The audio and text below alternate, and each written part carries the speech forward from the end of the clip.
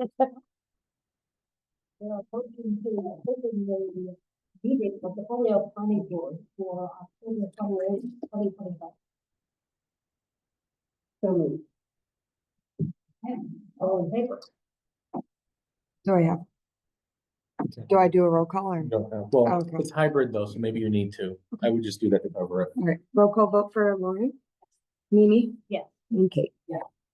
It was, uh, It was Anna, sorry. Yes, ma'am. Okay, now somebody with an agenda should tell us what the first item on our agenda is. First item on the agenda is, planning board business, item number 1, site plan review, file 166, open square residential, notice of decision, item number 6, project update. This was, last discussed on August 12th, 2025. And then in an email to you all yesterday, Andrew Platt from Bowler Engineering forwarded an email basically stating that they were hoping to apply for building permits sometime in mid-November.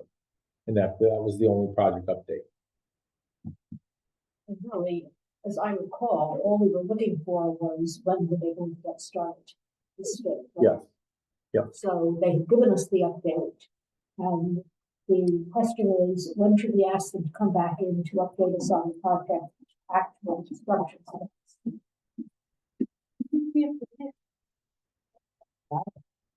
Because I just want to make sure we're not running out of, like if they don't actually start. It's, I mean, that probably, I honestly don't have the date in front of me, and I wouldn't have access from this computer here. But, I think originally the file was badged or received in 2024, late 2024, but I believe it could have been approved in early 2025. See if I can get that on. Okay, but it's not more than a year. I'm just. I don't No. know. I don't know if I can get on from here. Let's see.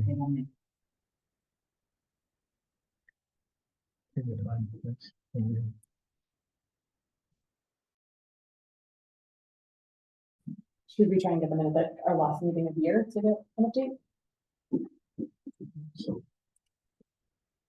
It's in January. And this year, This year. yeah, they have to leave. Thank you. Then another 6 months. I don't think getting them in the spring.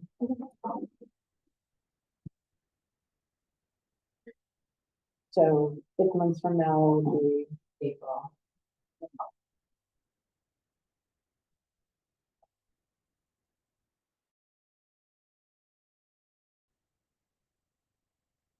So we'll either be looking at April 14th or April 28th. So we've got nothing on the calendar now. April 14th.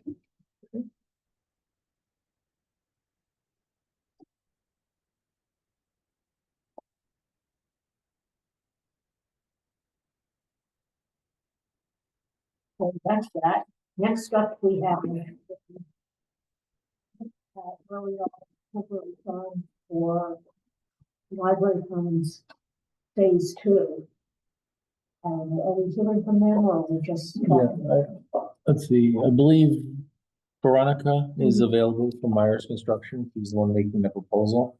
And just have to be known, in the Google Drive, there was there were links to the proposed signage, which I think is pretty much consistent through the 3 sites that the board had purview over.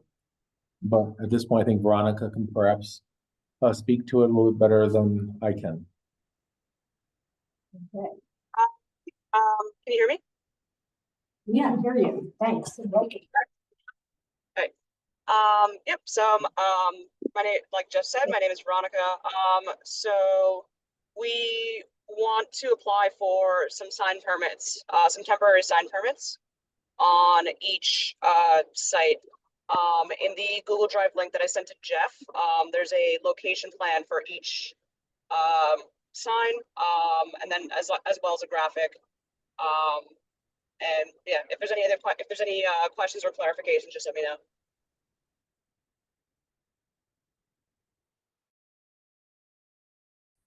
Let's see if I can get it up here or not. But for what it's worth, all this is, so there were three separate decisions for three separate locations. And it was, the planning board was only looking at sites 2, 3, and 4, which then covered NOD items 11, 13, and 12 for those basic approvals. At this point, all you're doing is just basically reviewing and basically approving. This isn't a special permit. This is just part of the site plan review process. So eventually, if you all agree to this, it's just basically, yep, you could take a vote, but I don't even believe it warrants a formal decision just because it's basically just complying with the notice of decision or what could have been already provided as part of the plan. Yeah, yes. I don't know what this is. Well, Oh.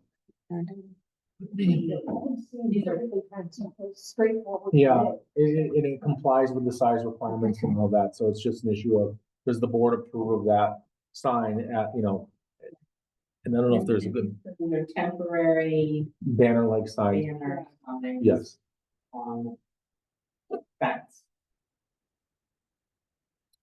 I'm not sure what's going on. Hold on. It's a signage location. And that's okay. Yes, it's being attached to the.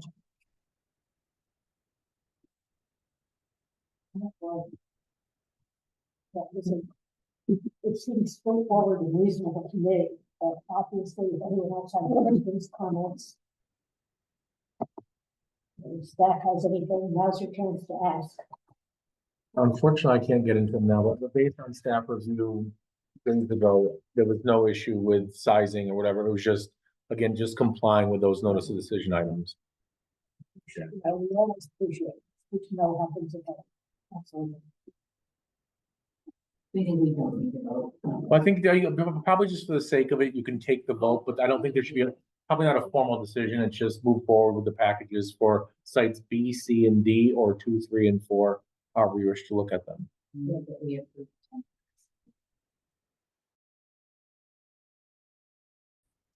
Thank you. Is there a second? Roll call vote for, oh, sorry. Roll call vote for Mimi? Yes. Kate? Yes. Rosanna? And Lauren? Yes. Okay. Thank you very much for coming in.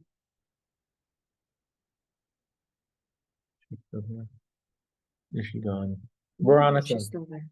I will let the building department tomorrow know that the board approved of the signs for the 3 sites as proposed. I'm good. Okay, thank you. Thank you. Oh, there it is.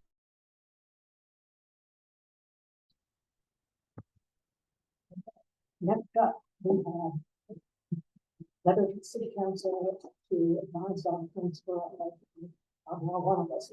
Yes. So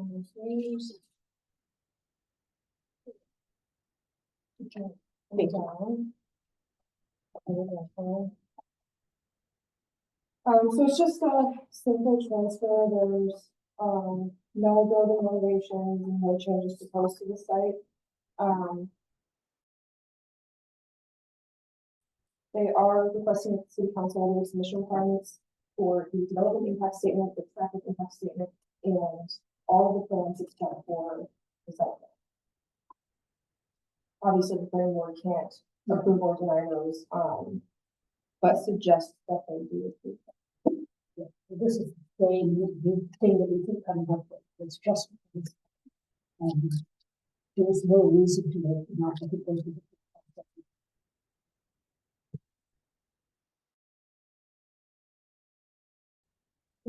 This is the general.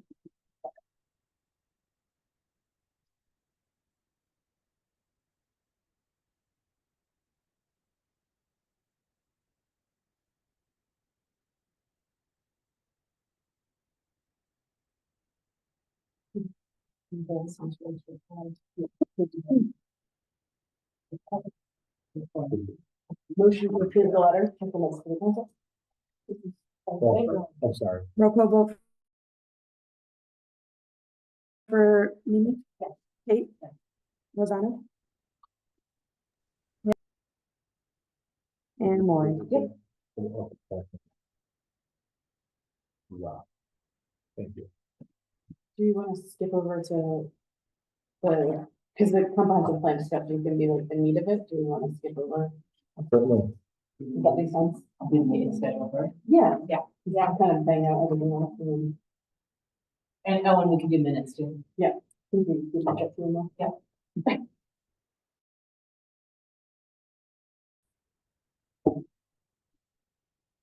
So for the meeting schedule, November 18th, we currently have a special permit under 785 for Verizon to add an additional antenna to the Scott Tower Community Field tower out there. It's the first time the board's done this since the zone change, I think it was early last year, where formerly this was a city council special permit, now under the review of the planning board. But what's interesting is that they're using a federal law under, let's see, that was adopted in, I think, 2012, which calls for expedited permitting within 60 days from the day of submission or day of receipt, formal receipt. So it's considered a chapter or section 6409.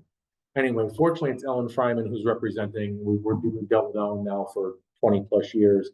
So she's, her client wants her to stay steadfast to that that timeline, but it's still Ellen and she understands. So that's a bonus. So, and I think Parker started looking at that. We just formally received it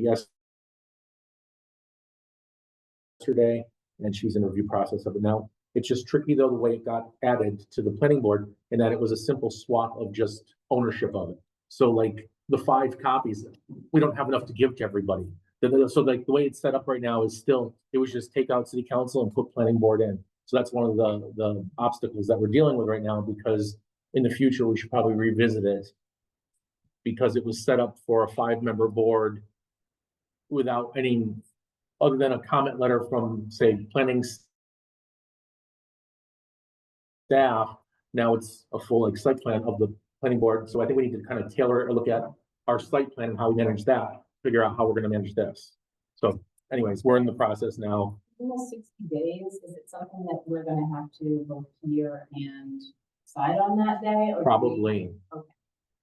Probably. So there's not an extra meeting? I would say if this was submitted in January, where we'd be following the normal boards, 2nd and 4th Tuesday, there'd probably be an opportunity for a second meeting. But because of the fact the boards, due to circumstance, schedule elections, Veterans Day, we've only got 1 meeting in November, so it probably could have been 2. December 2nd is gonna be too late, so we need to get. As soon as we can, yeah. And then, so, It's going to hate it. right, which honestly, in this case, it's really not. I mean, there are some questions that we'll work out as staff and other departments before we bring it to you all, but it's, hopefully we'll work out those little bugs beforehand. But then also to continue on November 18th, we have the continuation of the site plan review and the 3 special permits for the Victory Theater. We also have an American Environmental Update. Fulfilling item number 6. And we also have a Florence Bank project update, which probably most of you have all seen, that it is currently under construction. Yeah, it's going quick. It is. Maybe they'll come in for their signage, for the temporary signs that are all over their fences, to be determined. And then They're building quicker than the Dunkin' Donut on South Street. Do we know why? I have no idea. I didn't know if the project on South Street paused or not. Because I feel like they started first, but Florence Bank is like moving really fast. So I don't know if there was a hiccup with the Dunkin' Donuts on South Street Plaza. Yeah, Site work was way more intense. and the only thing I can imagine at this point, maybe there's something with the state codes with food and licensing that maybe they have to do before maybe they're waiting for the state to come out and check some, I'm speculating, but to Paul's point, it could be site work and whatnot. So. Okay. Because they started a while back and I haven't really seen much progress. Gotcha. Can I clarify, November 18th is gonna be on Zoom? That's up to the board to determine. I mean, at this point, oh, presumably, yeah, that makes sense, because it was continued as, I would say definitely to that point. in particular, all Victory theaters were all done as, so it's all gonna be, online or by Zoom. Yeah, and clearly this is up to the board as a whole, but to the extent that we've broken the pattern for this review, it's useful for going over giant roads of plans and zoning and stuff. But I think our experience has been generally that not doing hybrid is much easier than doing hybrid. Right. And everyone can actually see all the exhibits.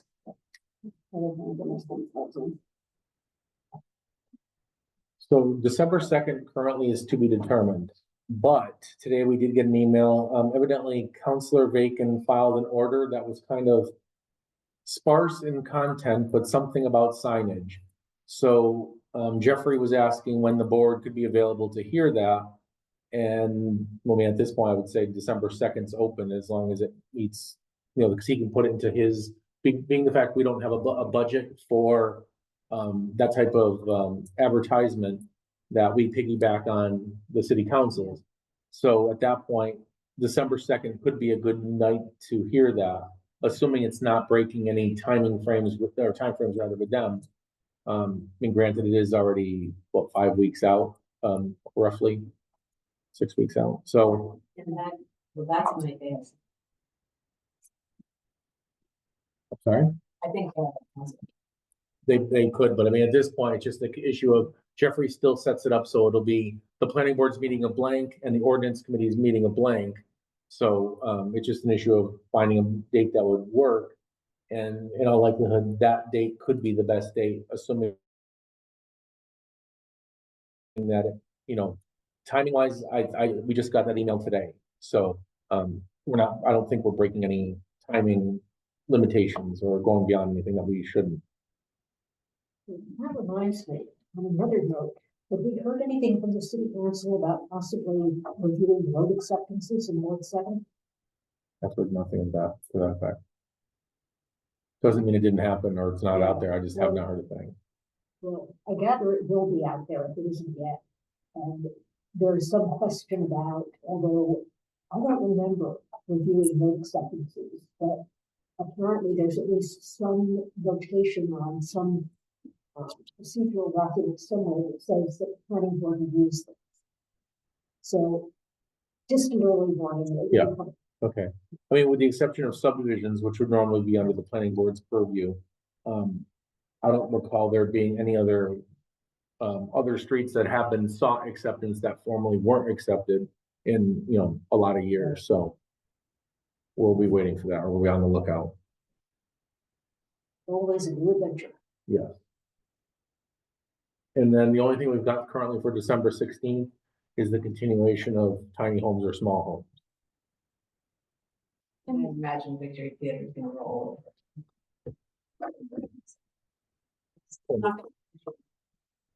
No, right.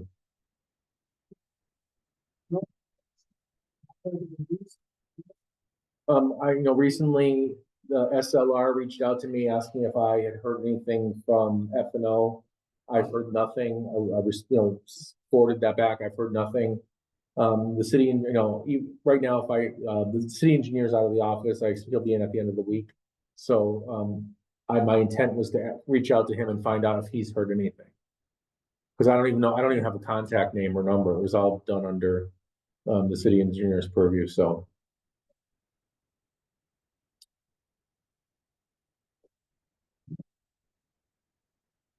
For December 16th for tiny homes, that goes hand in hand with what we were talking about for the Conway School, right? To a point, yes, because it's the tiny homes, small homes, ADUs, all that discussion, correct?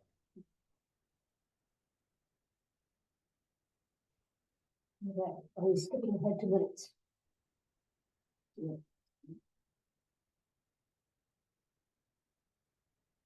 Sure.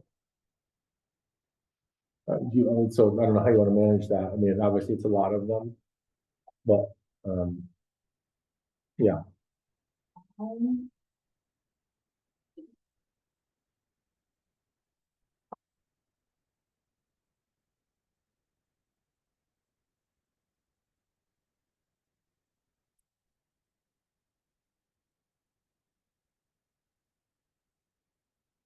I went through all the minutes. I didn't have any issues with any of the minutes, other than my suggestion about Right. a different way to. Mhm. Okay, Otherwise, I think the minutes are great. I love hearing that.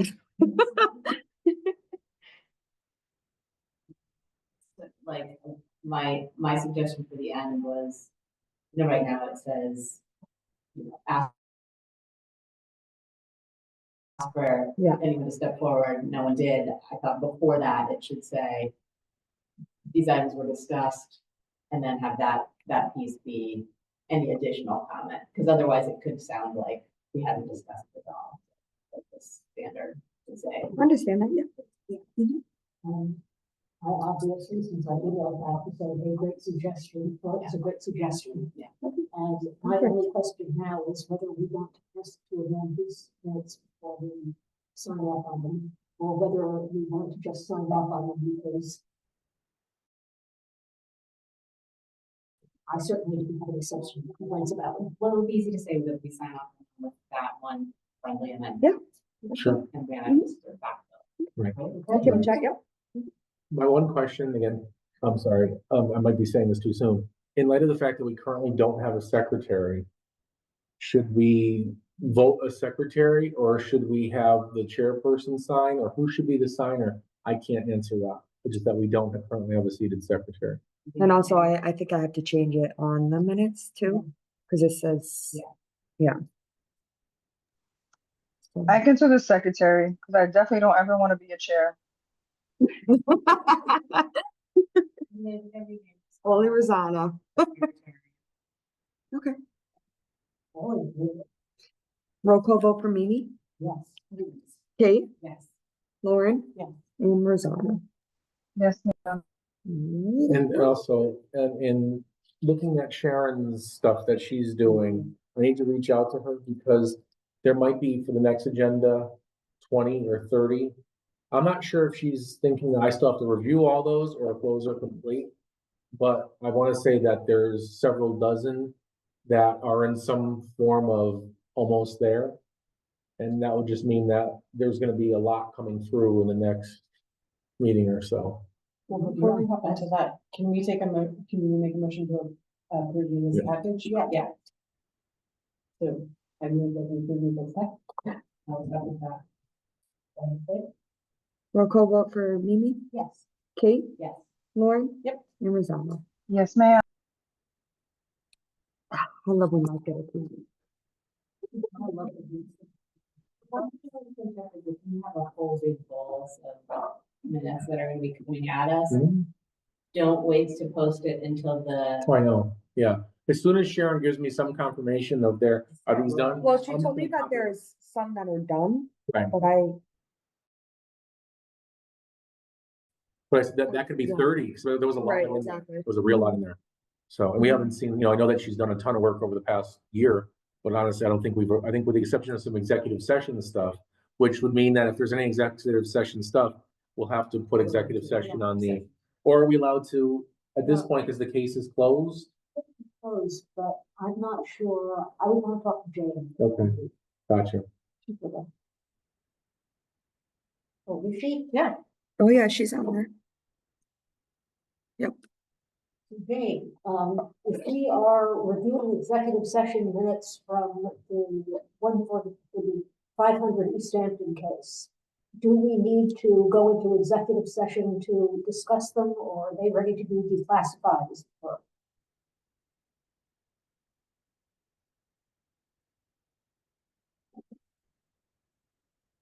Oh, wait, she just answered again. Hold on. I'm having trouble with my microphone. Give me 1 second. I think we would first have to review those minutes and decide whether we could. Yes. Yeah, you're not wrong. Yeah, I just. Mhm. I think. Yeah. You overthinking?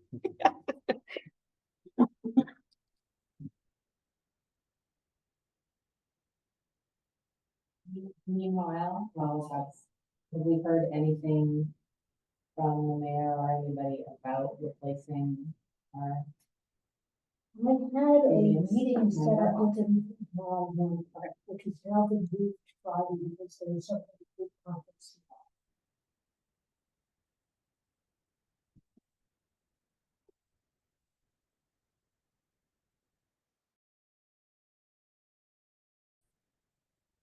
Oops.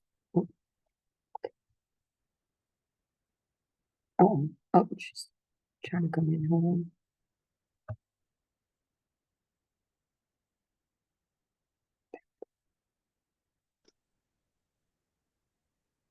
Can you hear me?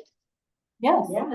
Okay, perfect. So yes, in order to review executive session meeting minutes to even determine that they are ready for release, that needs to be done in executive session.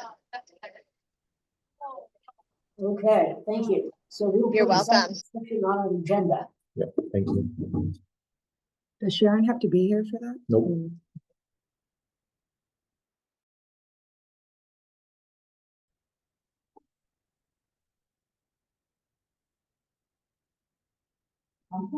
Yes. We're finally ready for the big item on our tonight's agenda. Can you excuse me 1 second and just back up? Can we have, Mimi, are you willing to sign the letter for the marijuana before we get caught up in this and then later when it's 9 o'clock and we all want to leave? We don't forget. Okay, thank you. Yeah, 2 copies, one for the clerk and one for us. Thank you. I just don't want to forget. And then we'll ask you to come down here and it just may not be convenient, so. Thank you. No problem.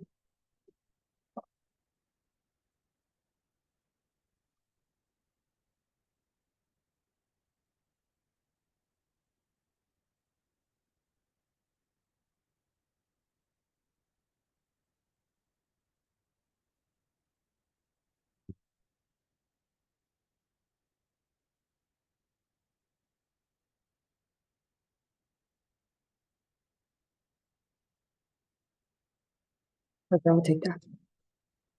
You'll only do only the last.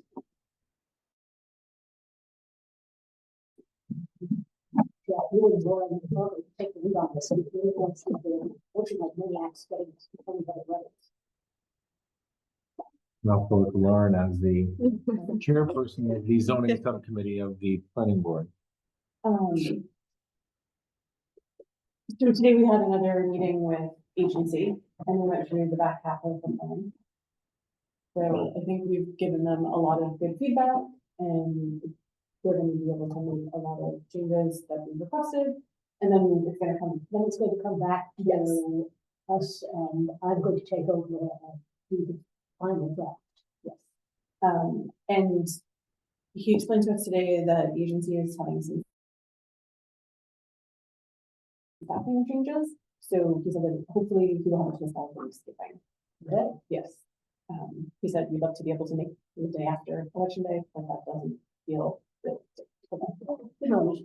It's nice that they're telling us. Yes. Yes. And then, so last time we went through all of the city council and with all of the special permits. Yeah. And then how far did we get? I forget. We kind of skipped over stuff, right? So do we want to start with the zoning one? Just briefly, so looking at this, so last time we looked at items 1 and 2.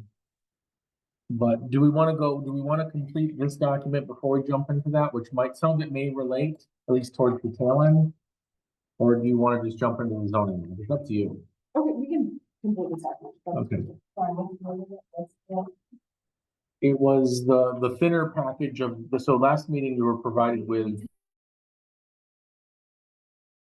Special permit document. Right. And now it's the zoning document, which is thinner. So, and at that point, we talked about items 1 and 2, 1 being parking, 2 being signs, and that, with regard to revisit off premises. And then, so item number 3 was section 6410, signs zoning enforcement. Move to new section 1.6, how zoning is enforced. Should we increase fees to match municipality? Match other The municipalities. other municipality, yeah. They're popping in here. Is that a pure question or is that a If recommendation? you find one, that would be great. Thank you. It's the recommendation is like, let's move it to 1.6. Yeah. And Also, I would think, can we increase Yes. the fees?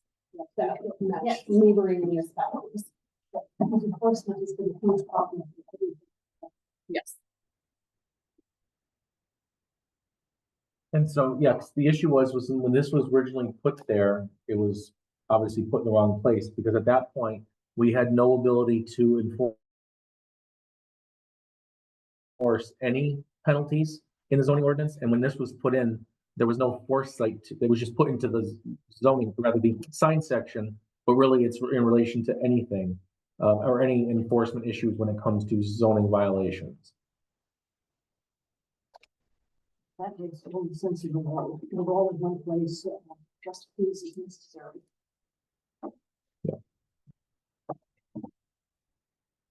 So is that an overall, everyone agrees that we should do that?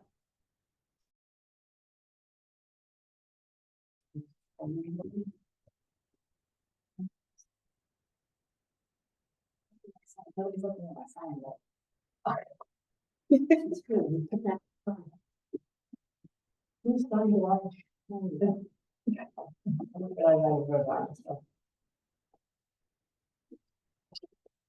Cool with us working on changing that?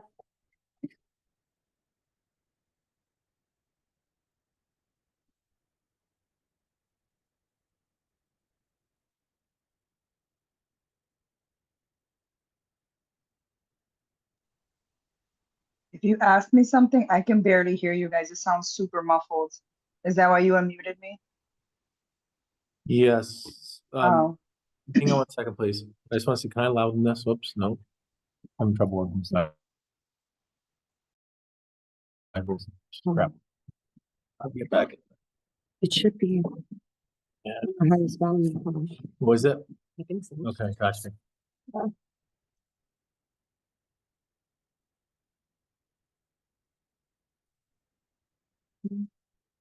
No, hold on. I can hear you guys. It just sounds super muffled. Like I can't hear clearly the words that are coming out of your mouth. Yeah, it's because we're across the room. Yeah. We're in the zoning topics and we were looking at number 3.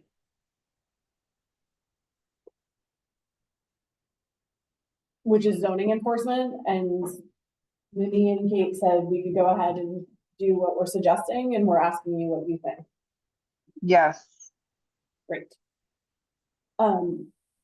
Number 4, the structures and energy resilience. This I think is something that you brought up, Kate, so I don't. Yeah, that we have them and that nobody's using them. Well, part of it, are they in the ordinance or? It's actually building code. It's in the building code. Don't we have to adopt or not adopt the new stretch goals? Right, but that's at the responsibility of the building commissioner or the building department. And I know several weeks ago, and I don't want to speak for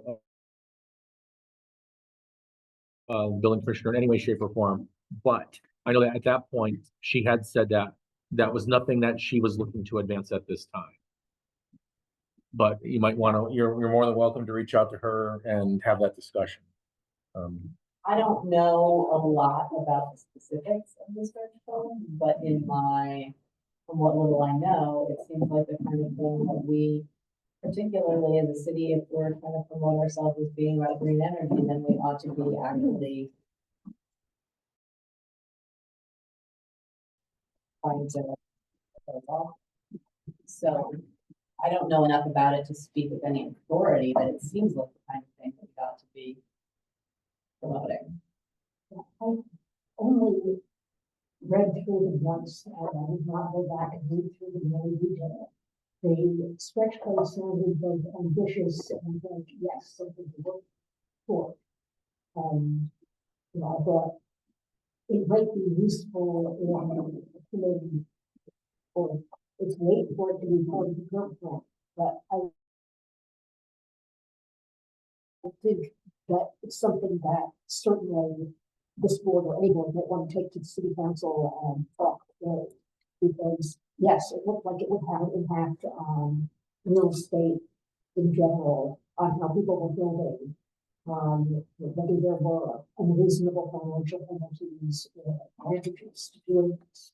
They ought to be considered before we say, oh, yes. But if I ruled the world, I would want it to be in place. Like, the goals are that we're seeing consistent with where the world is going.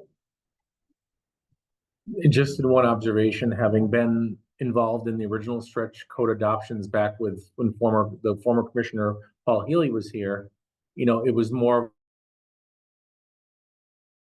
like there was no amendments to the actual zoning ordinance. It was just how the building department operated.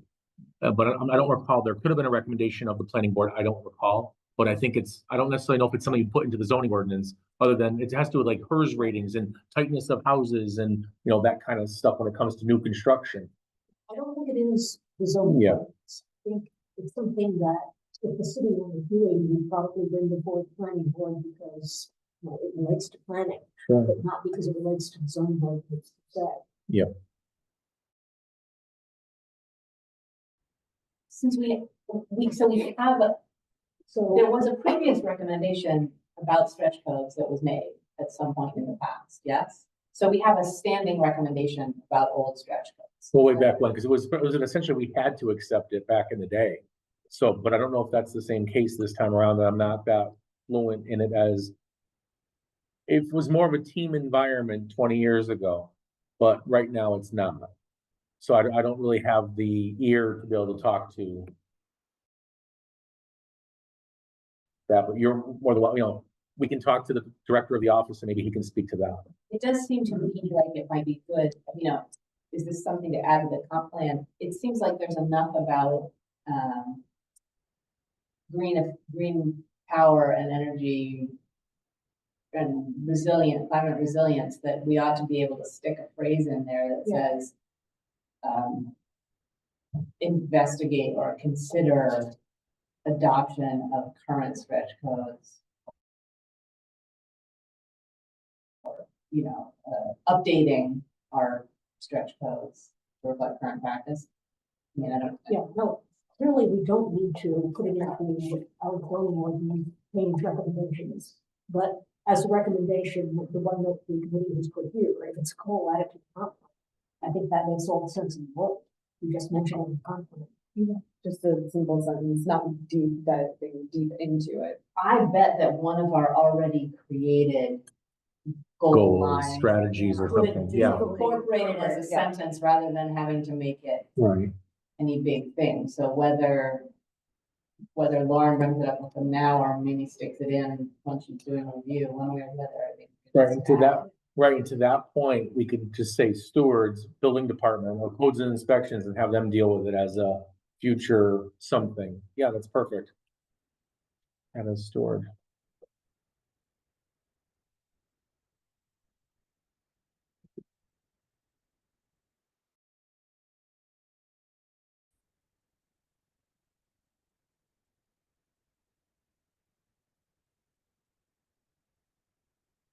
And for lighting, we need to revise the narrative in the ordinance. And what we came up with was, should we just be pulling from dark sky compliance lighting? So I went on that tour, that lighting tour with the guy Smith, who's the expert on lighting. And he was giving that tour because I think it's Westfield was writing a lighting ordinance. So some local folks have worked hard on lighting ordinances, so we might just be able to use theirs as a basis to start with. Yeah, I would totally. Yeah. Start that too, and like, feel to Right. Have you found anything else on that? Okay. And honestly, like, if we want to do this, it's phone call, like, getting him to do that for us, it is so fascinating. I'm so sorry to miss that one. I have Northampton, South Hadley, and Westfield.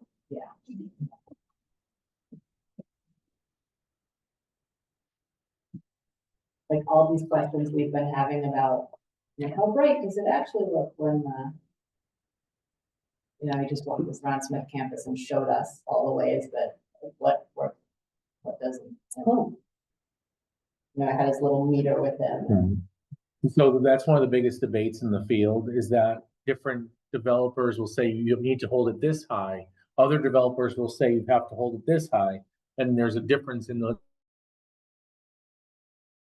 that elevation, even if it's 3 feet. So that is, I'm saying that's a contentious little thing that, because I was talking to John Furman about it on the side. And he's like, yeah, but don't worry, you know, Bob Bulldog would say, you have to hold it up, you know, down here, whatever, you know.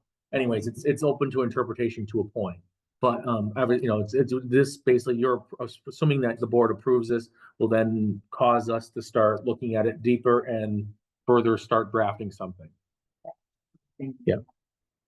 I think, yes, the suggestion of getting local expert in doing the core if possible, because that gives us an objective standard point to when developers start arguing. Also, years ago, but I think they're on the face of the city, or rather your Google Drive, we found a bunch of other studies, and I thought we had put them out there, but I'll double check. It talks about light intensity and how if it's super bright, you can't see the person here, but when it's a more moderate light, you can, because sometimes it's more shocking. So we'll also find, we'll put those back out there too if they're not light studies, because I know we've got a folder of them in our site plan drive. Yep. Okay. Thank you. We'll see that. And then moving on to design and performance standards, our recommendation is to revise the standards and pull in language from other communities for the categories listed. Yes. Always take other people's models. And so it's so much fun. We were able to find any decent models on that, or it's kind of a hard, varied. Let's see if I have this for you. We would take that, or would we give that to city council? It's part of the site plan. Oh, I'm looking at noise, vibration, and landscaping. Yeah, I forgot to do all of that stuff. So we were able to find it. So who's gonna do all that homework? Because it says here, we're pulling language from other communities for categories. Who's doing all that homework? Parker. Who She's on is? it. Parker, Oh, okay.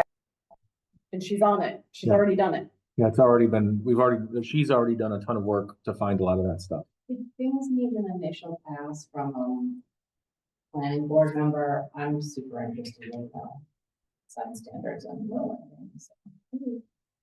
It doesn't really. Oh, very much.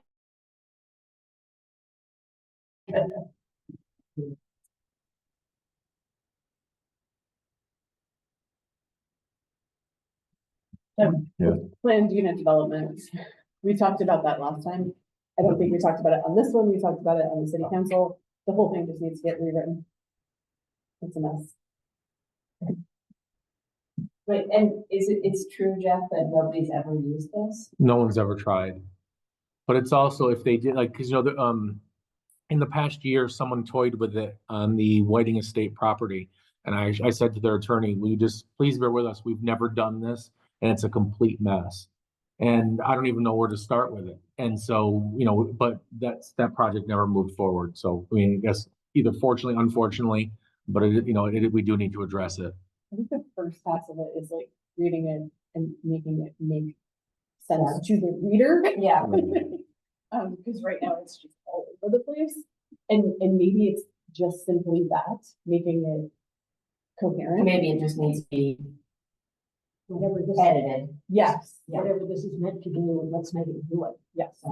And also refreshed for the 2020s, because it's very antique when it comes to the uses allowed and whatnot. that some of that stuff probably doesn't even exist anymore, you know, generically speaking. I also could see a world in which it could come up for, tiny homes. Yeah. Like a rural park kind of situation. What was it? The something court? I don't remember. What was the court? Cottage court. Cottage court. There we go. Throw a shoe shine shop in the middle and there you go. Right? No, like if we could get the shoe fix guy in Northampton to come down to Holyoke. He's right next door to where he used to be. He's still- Oh, okay. he's still right there. Alright, I saw that the building was The no longer there building's and I got gone, very but upset. Shoe fix, he's in the building next door. Thank you. It's hard to figure out where to park, but like a treasure, Yeah, a Western Mass treasure. absolutely. So, yeah.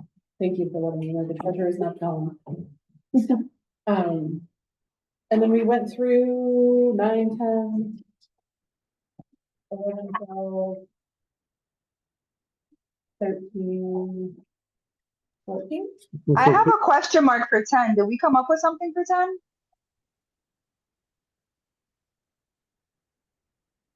It's 4633A with that line. Right. Yeah, that's a pretty simple one. Yes, Okay. because it was just a change that Jane gave us to do. I don't know why I have a question mark for it. That's why I asked. That's fair. 6, I don't have anything for under number 13. Did you all come up with it? I'm assuming it's a yes. We do 12. 12 is sort of related to what we were talking about. I have yes for 11, 12, 13, and 14. That's what I had too. Yeah, okay, yes, yes, yes. But do you want to, Kate, do you want to take on the landscape design? Do you want to take on 13 and 12? I feel like, lighting and landscape, I could probably deal with. I don't feel like I have the technical knowledge to say anything about noise. Yeah, I mean, I think we're relying very heavily on our, like the communities Yeah. that surround us. Yeah. I mean, yeah, I can do that. I mean, Parker's gonna do a lot of the work. I guess what I'm volunteering is like, use me as a sounding board, ask me to edit, ask me for, The noise, there was not a lot in other people's ordinances, but Chicopee had something on their actual website about it, and then Northampton had like the most. The one that made the most sense. right. So I'm leaving it in your court, but anything that you need, anything that you need to bounce and review. So I can't speak to current, but formerly, in using Subaki as an example, when Brian Fitzgerald was still here and Subaki expanded now probably 10 plus years ago, there was a noise concern and that we actually don't have the tools to do that. So what Brian would have to reach out to the DP in Springfield, and then they would give him a sound meter and then bring it back. And then he would sit there for a prescribed period of time and then decide whether or not it was obnoxious or negative to the neighborhood. And I know we list certain sound frequencies here and stuff, which is totally beyond my bandwidth. We actually like looked them up and were playing them to try to understand. Yeah, right.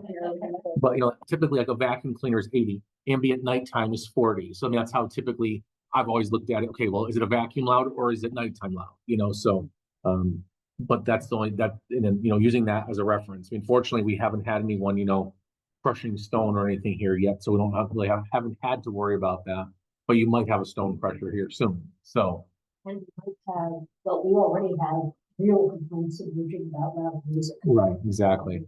Some point we're going to have to do it. Right.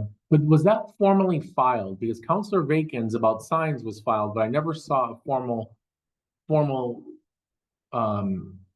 order for the noise. I haven't seen a formal order, but somebody did take trouble to come into the public comment. Yeah. And I've heard that there have been letters written. Okay. And furthermore, when it began to be discussed, people began bringing up other situations. So if they gather people like louder music and parties, then most of us. Yeah. prefer. The interesting thing about that is like there's some of this noise that's gonna come under our ordinance, but plenty of noise things have nothing to do with our ordinance. People's cars, for instance. Right. It's more or less a police enforcement type of thing. What's the intersection between? Think, it's just me and I admittedly am voice sensitive and becoming reserved about it in this position. But how loud do we allow churches to play music for parties? Right. Which apparently they're exempt from the ordinance now. There's some language that specifically exempted churches in one situation. It's going to have to be fixed for any church to be asked to come again. So not part of this right now, but something to think about. Right. Gotcha.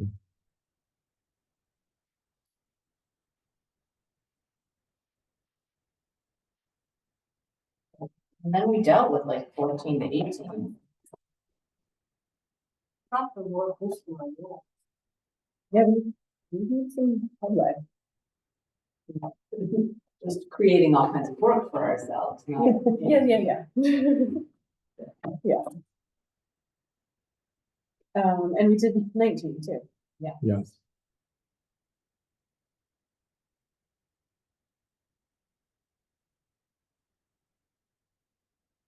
So 20 would just be a yes in any place that's allowed, that allows residential units. There's certain ways in which cities are allowed to regulate ADUs while still allowing them. It was not clear to me whether there was anything that we would want to create as an additional restriction on ADUs that would be allowable, but that would be useful for us in this city. So when I thought through it, without going through with a fine tooth comb, I was like, I don't see anything, but I wonder whether we need to make one more pass on that. I think we should revisit it just in case. We don't know what it's going to look like when people start being impressive.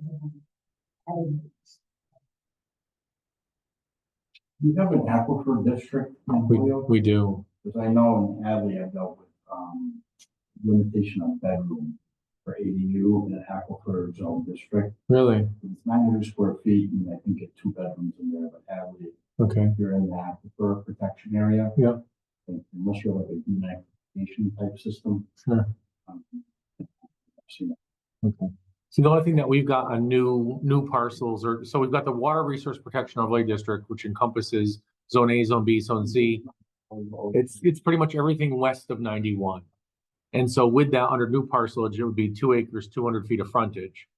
But arguably, if it's existing, so some of those might be pre-existing non-conforming, 100 feet of frontage, 1 acres, because that's the way it previously was prior to the war pot. It was a WPA, water protection area. So there are some lots that were developed under that ordinance pre-91, 92-ish. Actually pre-96 too, but regardless. But I mean, those are all larger lots. And I don't know, I guess, could the board or does the board desire to put a limit on, right now it's, and it's 2 acre lots, 200 feet of frontage, but with the coverage requirement under 5.2, which is, so in an RA district, you cannot cover more than 20% of your lot with a foundation or, an impervious structure. So you're looking at 20%, so even on a 1 acre lot, looking at 20%, you're still at 8,000 square feet of footprint, right? So, in those areas. Yeah. A lot of acreage. Yeah. Per property. There's not going to be infiltration from the septic leaching into the ground. Right.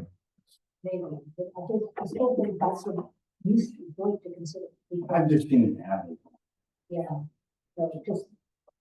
Maybe we could complete, but I think any protection of the aquifer that one can have is also a good idea. Because the pressure on that. yes, these are big lots, because we have to how far you can subdivide. But you can subdivide. So a lot of that has to do with, so there's lesser amounts if this parcel is served with city water and sewer.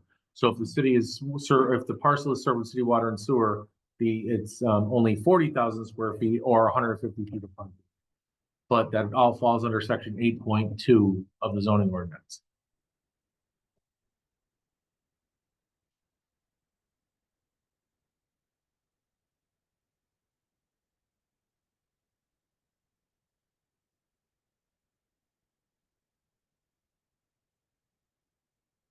It's clean, yeah, some of all of us just take a second pass through what the state does allow us to do. It's moved, we can't do it.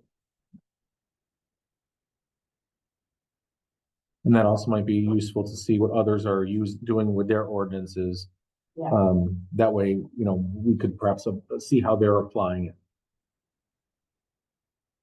So for now, hold off on changing the table. Yes. Well, I mean, well, actually though, but changing the table, I mean, by state law currently, we have to. We have to. Say you go ahead and change the table, but just Yeah. consider ordinance. you need to add it. Yeah, I don't think we thought that was all of dealing with ADUs. We just meant like, is this stuff? Yeah, Stuff, no, that's okay. not.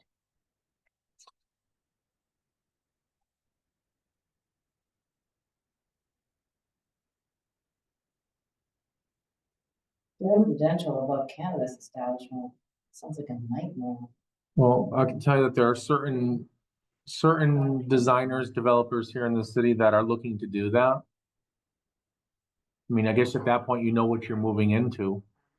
But there are some that are really, really pushing. And again, that's no reason, yeah, because they bought buildings at a price that they know can unload. Right. So I do think we need legal. Yeah.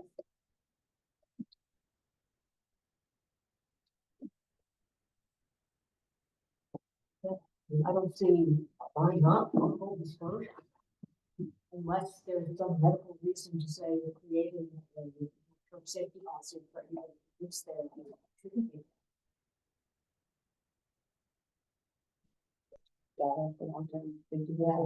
I mean, I'm not sure if this is even devil's advocate, but think about like tomorrow.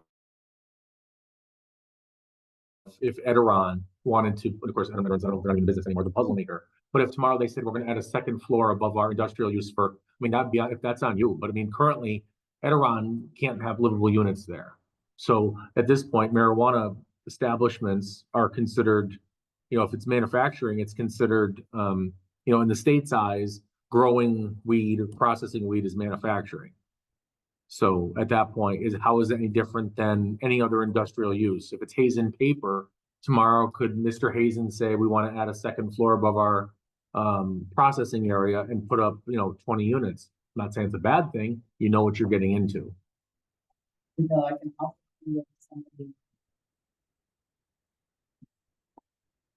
Drill a hole through the floor. It's a, you know,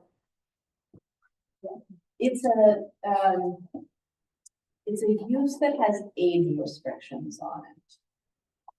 So would like not be allowed to have children with them? Well, you can have a residence with a bar. But alcohol doesn't flow up through the floor into your apartment, the smoke does. Like, We're not talking about smoking. okay, well, you're just talking about manufacture. Right. This, okay, and the smell is noxious to some people, but not. But arguably too, they use CO, they use all these other, they use not petroleum, what's it? There's certain ethanols and stuff that they use to process the cannabis to pull the THC out of it. So there are chemicals stored in the site, you know. There were some businesses that did leave because of the smell of marijuana because they were close to the manufacturers in Holyoke. When all the manufacturers and the stores were coming in, I believe that little shop, bagel shop, bakery shop, and Open Square, they left because of it. they presented to city council and everything. They were highly upset. So some people are sensitive and it does linger, the smell and the chemicals. Right, but those people wouldn't move into an apartment. Well, but also, do you know in advance? You know, say Right. you move into an apartment where it turns out that there's a band that uses. And it's another like livable apartment, it's some guy and his friends, and on Friday nights they rehearse, and you didn't know that when you rented. Right. And I think also, you know, the 20th century and 19th century history of hazardous materials that nobody thought were hazardous at the time. You know, at what point are we risking an asbestos crisis? And I don't know the answers to that, and ideally I would like to, because otherwise, why not? If we need housing, and let people live in places where there is housing. Sometimes these are beautiful spaces, but if it's dangerous, we obviously shouldn't be letting people do it. So the question here says that we need a legal opinion because we're not even sure they're allowed. We should just get the legal Yeah. It opinion. might be CCC. Start off by getting the legal opinion.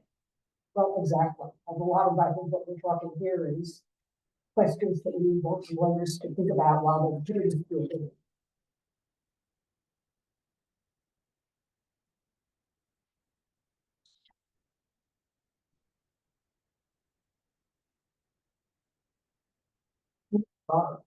Wondering if I was someplace where it's gonna be. No, but it's allowed, right? I mean, there are apartments above floors. Yeah. Smoking may not be allowed in. Nobody's allowed outside. Well, that's why even on court days, when people come out here, the smoke goes right up the side of the building, and if you have your window open, it's like you're sitting in an ashtray, and we're 4 stories up, so. Or if they're smoking weed when they're out of court, we smell that too. RC? Okay, RC, we have a complete plan for RC, don't we? We do. It just probably should be refreshed because the last time we touched it was probably 2017, but I think it's already on the drive. But we should just take it once over one more time, especially in light of any changes that have now happened in the past 5 or 6 years. Yeah. So. Maybe changes made. Right. But at this point, remember, we wanted SC, and then a certain city councilor said, no, we're not going to give anyone this. So that's why we created the RC. But what even does that become at this point? You know, I don't know. But we'll have to investigate that. Because it may, you know, if our idea has been to try to narrow down to 3 different business zones, it may incorporate a lot of what's in BH now. Significant. It's like all of it. I think if I recall, it was like everything. It's a very loose, no, it's loose, I guess is the way you'd say it. Very open. It's capacious. It is, yeah. Yeah, everything. Because we needed to account for everything that would be allowed in BH, everything that would be in all the B zones, and then some. So. And encourage multi-use development. Absolutely, because we were using at the time Framingham as one of the examples, because at that point, they were also expanding their mall with, it was basically you live, eat, work, shop, everything there. And that was one of the things I know in back of my head when we were doing it, I was considering that. It's a little PUD, but. Exactly, but a commercial, Higher. more commercial with the residential around it versus, yeah, exactly. And we know we gave it, I think it was very considerable heights because of IMAX theaters, 90 feet. I mean, it was significant, the amount of allowances. Yeah. But again, haven't looked at it now in probably 6 or 7 years, but the board actually had their own hearing in the mid 2000s, 20 or 2010s rather, where the city council didn't hear it, but the board had it just to shelve it till the time when we could use it. So, yes. So actually 22 and 23 are a combination. Yeah. Combined. But I think BH is still its own animal because you still have those pocket BHs on, the commercial corridor, which we'll get to in a little bit, but up on, Northampton Street and down by Oliver's in that area where that's BH. You've got the BH on High Street, but that's something else we'll talk about in the mapping discussion.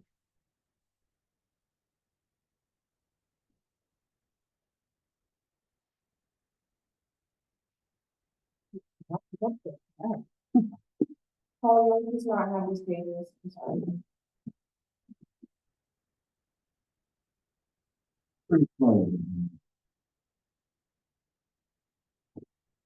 So I guess jumping to 24 at this point, 24. So this was the one that came out of kind of the Tiago discussion. And this already dates back to earlier this year, perhaps March or earlier, February, March, April, when he was looking to, well, and this map actually shows the updates that it's already zoned DR, but and unfortunately, I don't know how to call it out to you all, but it's so you see the kind of lightish BL color there. None of those parcels comply. And one of the recommendations at the time with Tiago was, well, if you wait for us, we'll zone change this whole area to DR because it just made sense for both business development and housing development for the area. Unfortunately, he had a different time frame, which he could do. He went ahead and he zone changed those vacant lots in the middle of the image, as well as the ones to the right to the DR already, including his existing building that falls on that. So the building's as big as the parcel there. So that was zone changed. The one next to it, those basically they're kind of like shaped like L's, I guess you could say, and those little parcels. And then he redistributed them with A&R plans. But now it's the DR now. yes. And so basically to make that light purpley color all DR. It looks blue on my. Okay, maybe it's blue. My eyes are tired. I've been staring, But also, I think we even said after this might be an older map that got put in just due to circumstance. But even continuing up Elm Street there, because as that building is right across from the parking lot across, so that big block to the bottom right, I guess you'd say, that's the post office. So directly north of that, that's a kind of a quasi business. I'm not sure. I think it used to be a curtain shop or a quilt shop or sewing shop or something. But then there's the buildings to the right of that up Elm Street. That whole block as well could probably go DR because as you see, those are all residential. Well, they're all residential blocks and they're right at the parcel line. So that really the only thing they could go would be DR. And then if I recall that the parcel at the end there, that's kind of more pushed towards the alley, the building. I don't know if that was, I think that may have been commercial, but at any rate, commercial is allowed in the DR. So you wouldn't necessarily be making that person non-conform or that building rather structure lot non-conforming. But I think even to bring it all the way up Elm Street would be a recommendation that staff would offer in addition to what you see here. And if I do recall, as you go up Walnut Street, that is a business but it's falling in RM40. We know that the one across the street isn't that the gas and electric? If I can get into that.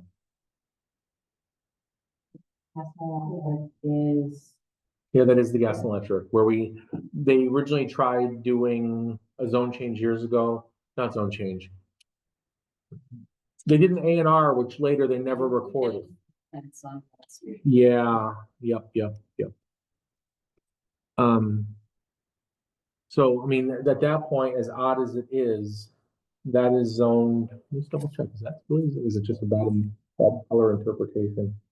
Because if not, that's zoned RO, which is just odd. But, let me just get into that real quick.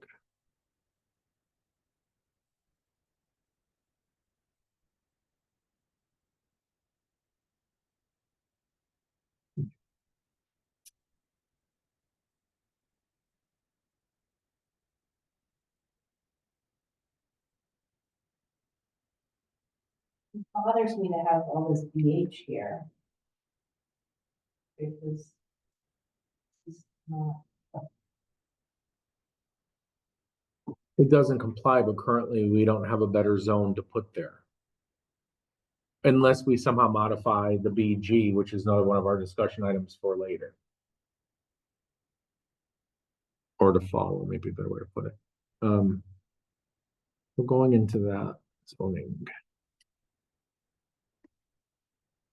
Yeah, so oddly enough, the large reddish building there, that track, that is RO. So everything you see there is RO that's to the north of what some are seeing as a bluish color.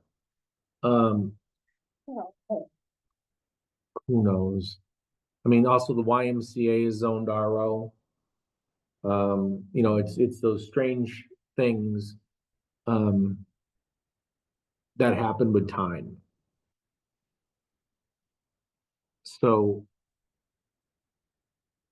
and then looking at, so the issue with that, unfortunately, it's not labeled, where you see, so the two little house structures here, those were Dick Shane buildings that were actually done under the Smart Grove zoning overlay district several years ago. But the building just to the north in the RO, that's actually a commercial building, or what comes off as a commercial building. And that's the parking lot to the, they're a lot in trouble. That's Tom Bernal. That's a load. So there's a loading dock there. Let's see. Do this.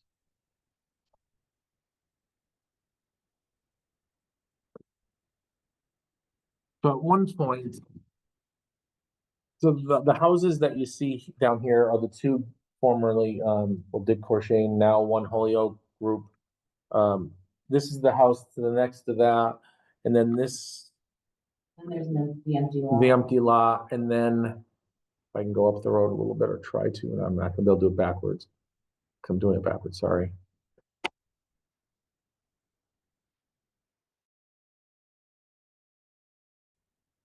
So then up the road, that's the building that you're seeing, that's the building that's in the BH there, which is a, you know, definitely portrays itself as a, you know, it's a, you know, commercial business. And then at the very end of the street, it's the, I'm assuming, associated parking. Yeah, it's a parking lot that goes with, goes with the building that you see in the purple here. So I'm not sure how much, you know, we can reevaluate this zone change. Maybe at this point, maybe we should go back in. I mean, I said the knee-jerk reaction was just to get this BL and perhaps this RO up Elm Street to DR, but maybe we, you know, I mean, the gas and electric is what it is when you look at it for the, getting backwards.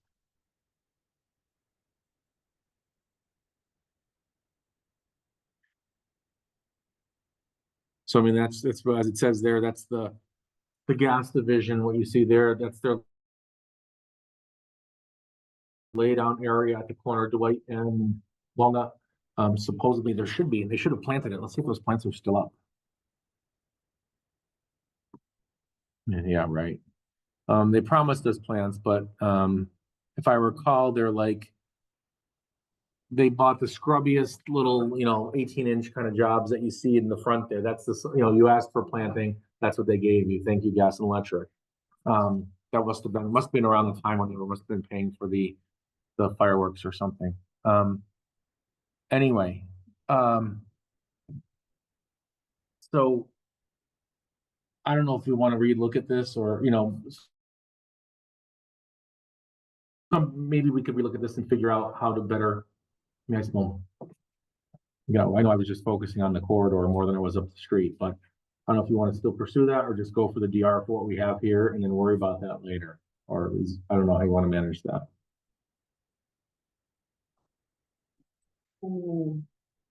I guess we're gonna have to come back with a formal recommendation to the Yeah. board anyway, so why don't we Okay. look and see how much we can clean it up Okay, gotcha. and then come back. Yeah, Okay. thank you. Yeah. Yeah, and I think to the extent that we can get rid of business highway and. Yeah. Agree 100%.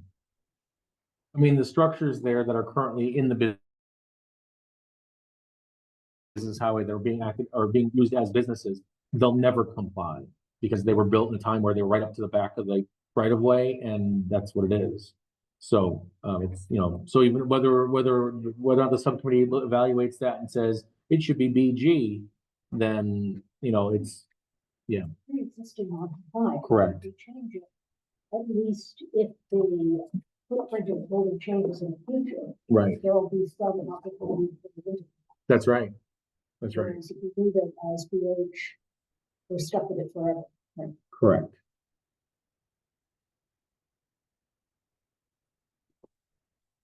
Okay, so we'll reevaluate and come back to you on that one. Main Street, I feel like this might be more straightforward. West side of Main Street, So you'll see just to the north of Sargent Street and between Hamilton Street on the westerly side of Main Street, there's kind of a lighter, I would say purplish color that was zone changed under Terry Murphy as BC. Mhm. Pretty much that whole block or the remainder of that whole area. what's still changed? Yeah, just that one area. No, it got approved. Mhm. That one parcel, the one parcel in the block that's to the west did not get voted, did not get approved. But everything on the frontage did. For that one block. All the time, I've been thinking maybe voted it down. No, Well, I think that he came in with the one-on-one, so every Okay. parcel had a different information. Okay. Yeah. Because they sure were acting like they were gonna vote it down. okay, well, it did get approved. But so with that, I think this is a good opportunity to, you know, that's one thing, even talking to Alan, talking with the subgroup, you know, it just makes sense to kind of pursue that whole, everything you see there in purple going to BC. Yeah. I mean, we can also further evaluate it more, our staff can in advance of the next, The whole thing or just?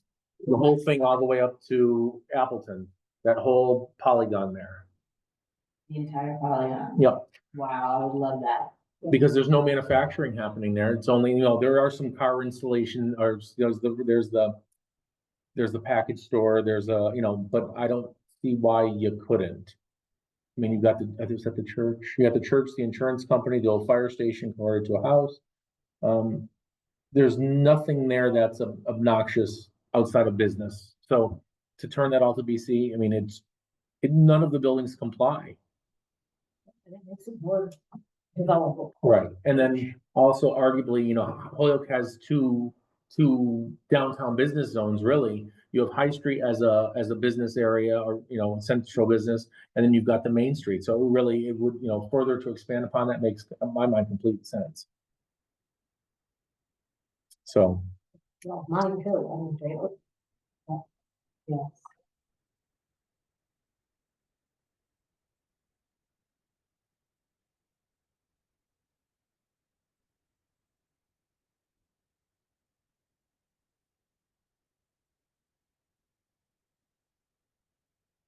In number 26, there's no definition for golf course.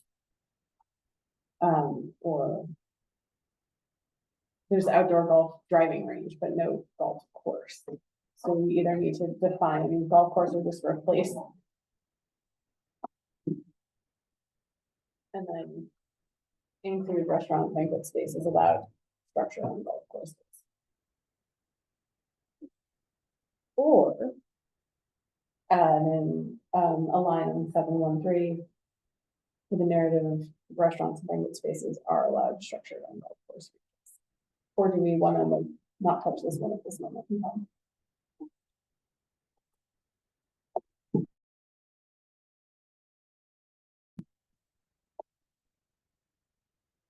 Tend to think if we could give certainty to a business, it's good to give certainty to a business. And you don't want to ask people to invest God knows how much money with the risk that, yeah. So I think for good or ill, we do have to look at it. We have to look at how detailed we want to make the restaurant component. If it's associated with the golf course, does that mean anything? And do you wind up with a completely different business that just happens to be co-located? Or if it's a membership club or something, that makes it simple. I don't golf, so I don't have an idea how this works. so I mean, I don't golf either, but from my limited knowledge, so you've got a golf course, which I'm gonna say at least from my experience, of Western Mass golf courses, which is greater than, I used to drive a truck and make ice and ice cream deliveries to every golf course in Western Mass from Worcester west. And they all have some sort of they all have a 19 hole typically, which is a bar and or snack shop type of thing. And they typically all have a pro shop, which right now our definition doesn't include any of that. But now as far as a full-fledged restaurant, something as close as East Mountain Country Club, they have the banquet facility, but they also, again, they have it's a full-scale restaurant, much like I believe now what Wyckoff is, not so much just banquet. And I don't think at this point, does Hoyle Country Club to the north, I don't know if there's just banquet or do they have a restaurant there or do they have a pro shop? Are they still in business? I don't really hear much about them. I'm assuming they are, but I guess I don't know enough about them. Yeah, okay. Do they have a restaurant there? Or snack Yes. shop or something? Mhm. Okay. So, I mean, they're already doing the use, right, wrong, or indifferent. It looks to me like we probably need a definition for golf course. If we need a definition, what's under outdoor golf driving range doesn't cover. It's very. It implies no actual building. Completely different than So I think we might need a definition.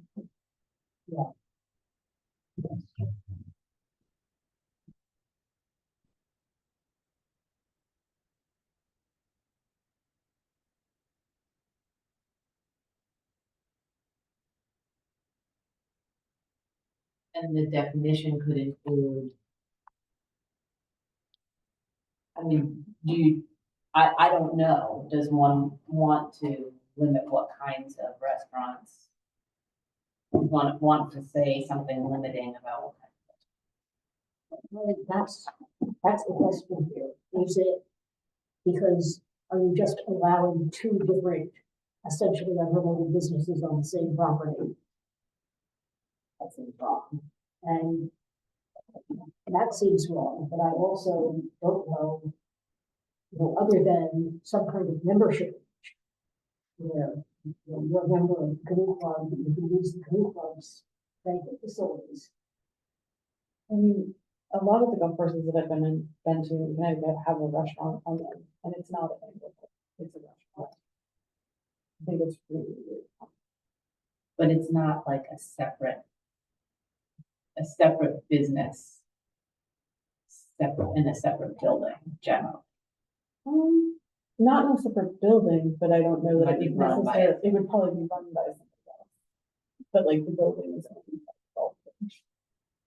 But I think what you're wanting to avoid is having somebody else come in and build a restaurant on your golf course. That's a completely separate business in a completely separate building. Presumably paying rent or some kind of concession fee. A lot of these places struggle, and I see them go under. So I think they have other means of like generating income, like keeping up the great work, so they've got everything up there. Spa, Sure. housing, Oh, is it? like rental overnight. Gymnasium, pools. Not that you have that either. So we're talking about golf courses, they're not really golf courses. It's a resort. Yeah. Yeah, it's like a resort. Yeah. And you've got the one, Springfield Country Club, which is probably like the number 2.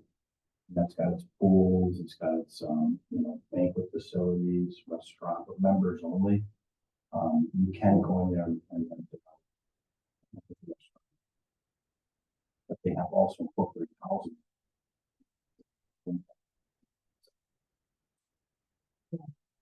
I wondered how those are structured. And they're nice. I wonder, they actually, do they need a separate category, something like that? Well, country club feels different to me than a golf course.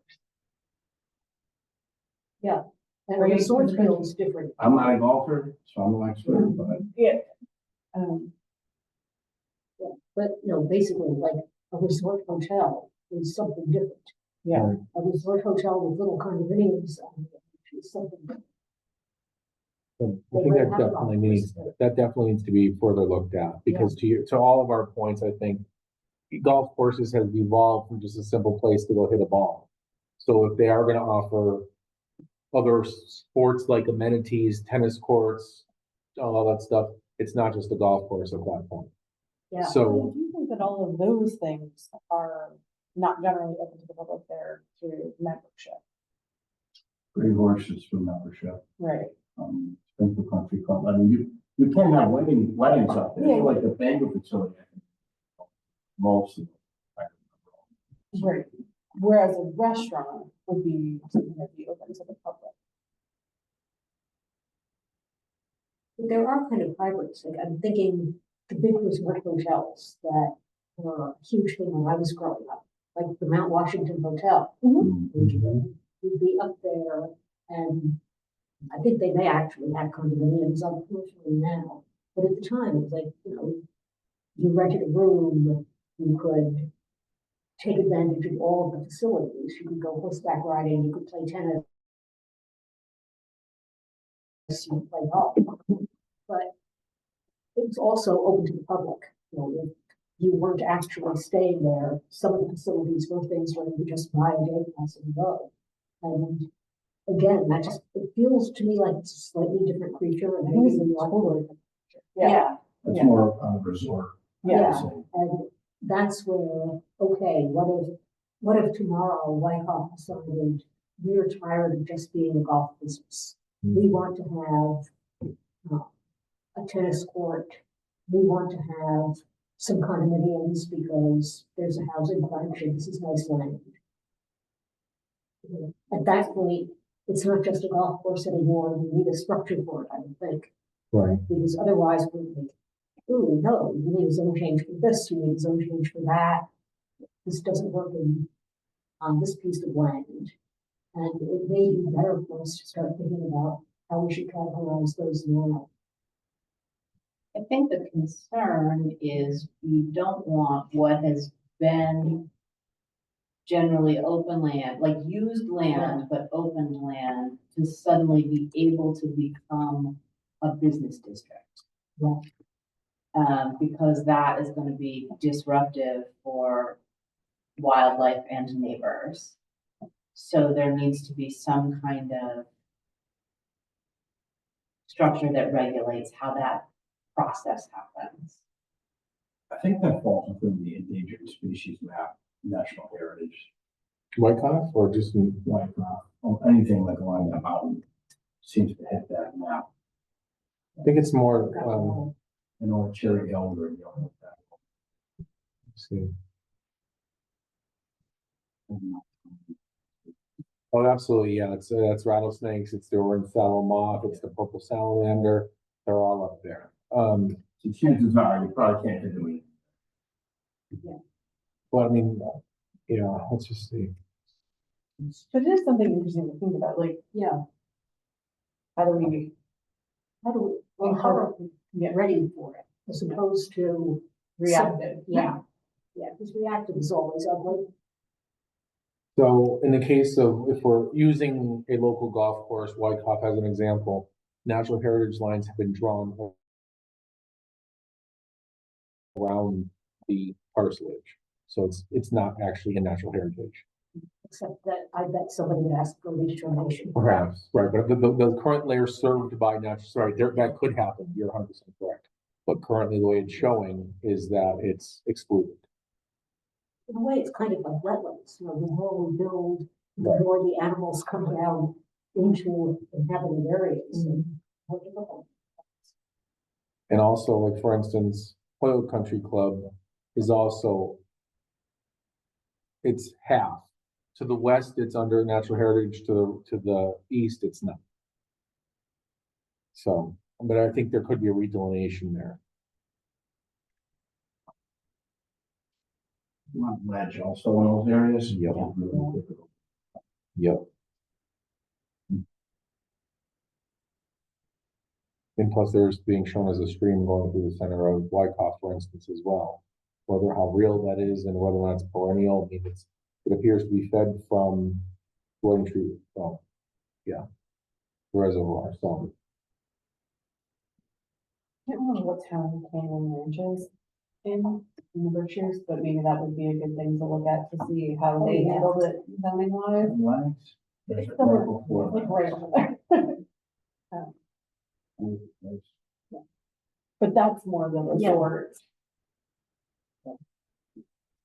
Just for the extremely high end resort. For sure, but they handled it in zoning You somehow. ladies don't want a day spa over there? I think that Hotel D has one. You're right.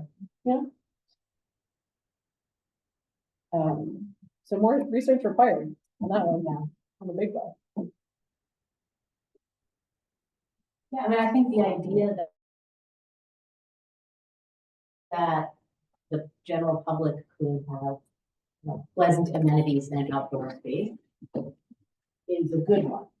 But you don't want to open the door to like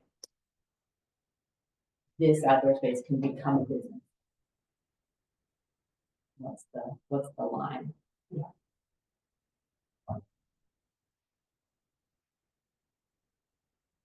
That's Lennox.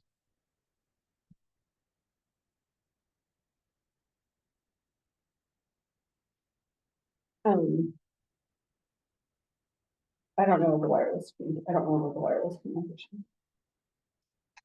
In the use table, we currently list one, but there's actually 784, 785, and it's three separate things, and we were looking to have them split into the three types as prescribed. I'm just adding it. Yes. We discussed this last time and said, fine. Yeah, there's some overlap between the two. Did I mention before, I feel like I mentioned before that I went to the workshop about the stuff that's coming down, the fight in the state about the energy siting and permitting. That, I really need to think about.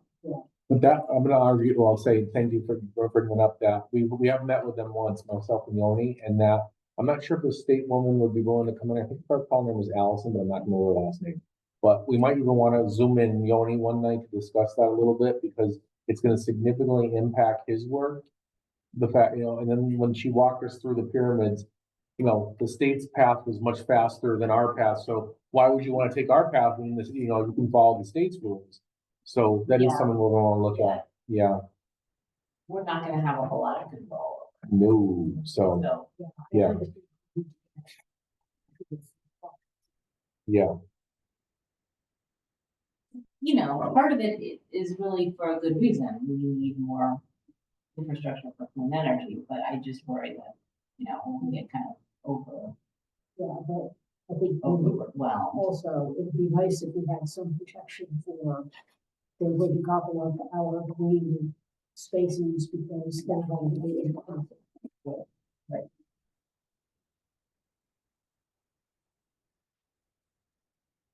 Pretty well with the protection right now. Just think about if we put them,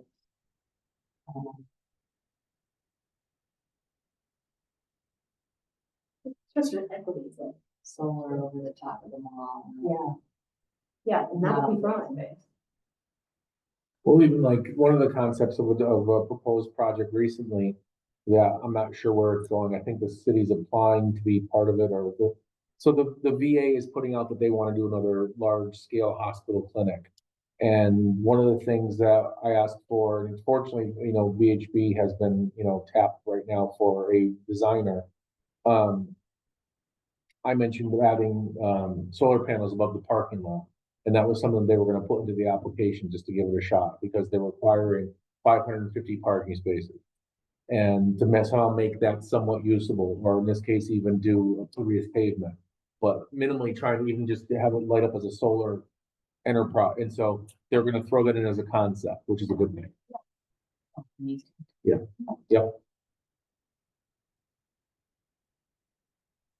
Obviously, it costs more, but it's also nice. Your car is shielded from Right. sun lighting and the snow.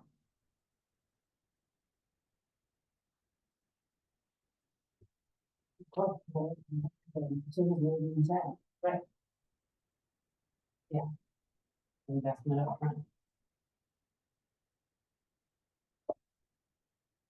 So the next one, And I was saying, you could really see, like, when I went to that hearing, people from rural communities were like, this is so unfair. You know, this isn't getting placed all over the city, it's coming out to us. Covering over the green space.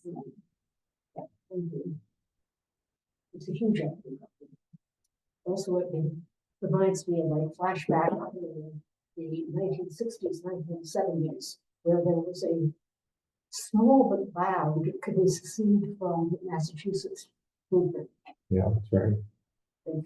We are Western Massachusetts, Boston is paying no attention to our interests. They come in here and steal our resources. We never get the tax revenue back. I can hear my mother's living room right now. All right, social consumption, an issue we all. So it's still in Well, draft talked about, form, huh? yeah, it's, So what's the conclusion, folks? Because you know I tuned out like 10 minutes ago.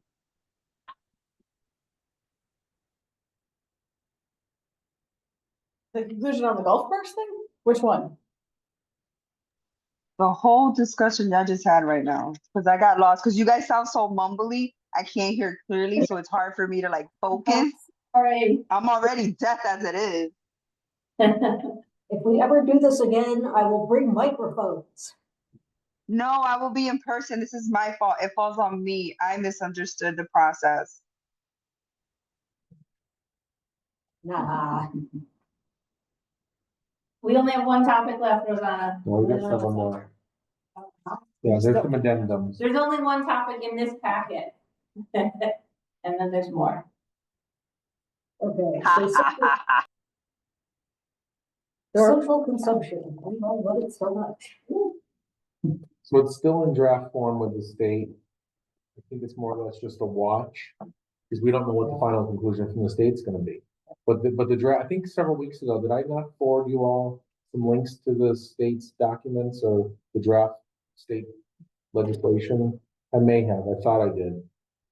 Anyway, if not, it's probably queryable, draft regulations, but I think I did. Or I'm losing it, which is could, might be the case. So it's kind of still in its early inception, you know, we may not want to advance, this might be phase 2. Maybe just for the state studies on that one. But it does say here that maybe if it seems like it's coming, we might want to create pre-approved sites. So part of the discussion that we had, and I don't know if you want to take it, Lauren? Okay, several weeks ago, we had a meeting in the mayor's office. Am I thinking, was this the meeting in the mayor's office? No, Pat Duffy was there. And we talked about, what's that? I was not there. Okay, we talked about, you were there, that's right. We talked about pre-approving, like, instead of just creating an overwhelming zone or zoning district that would allow it, that we would like say pre-approve sites in particular for, there were 3 types of consumption, and you probably know better than I. That organizer, it's the one that we Right. were most interested. I don't think the names of, they were more like permanent. Right. One was that you went there strictly to consume. One was there, you went to a restaurant and you could consume. And then lastly, it was, you were a party organizer. So like, there's certain, like, you have to have a cool down room. There's all these like little caveats to the draft. So with that, like, I'm not saying log cabin would ever pursue this, but the log cabin could be pre-approved by the CCC and or in conjunction with the city and say, okay, this is a safe place that right now, if you want to have an event there that's every Saturday night, you go get this permit, and we know that this would be a site that was pre-approved by everybody. So we could do that. And there was also discussion of a overlay district, like let's just say Main Street and High Street from Appleton Street to Lyman Street. So there was 2 concepts, pre-approving sites or approving an overlay district where on-site consumption could happen. And that might not include just IG. It could expand beyond that, but it wouldn't be a zone change in a sense of narrative within a zone. It would just be creating an overlay that says that you can do this use there. Does that sound about right? I think so. Thank you. The guidance from the state, is there anything at all that would indicate that we might be able to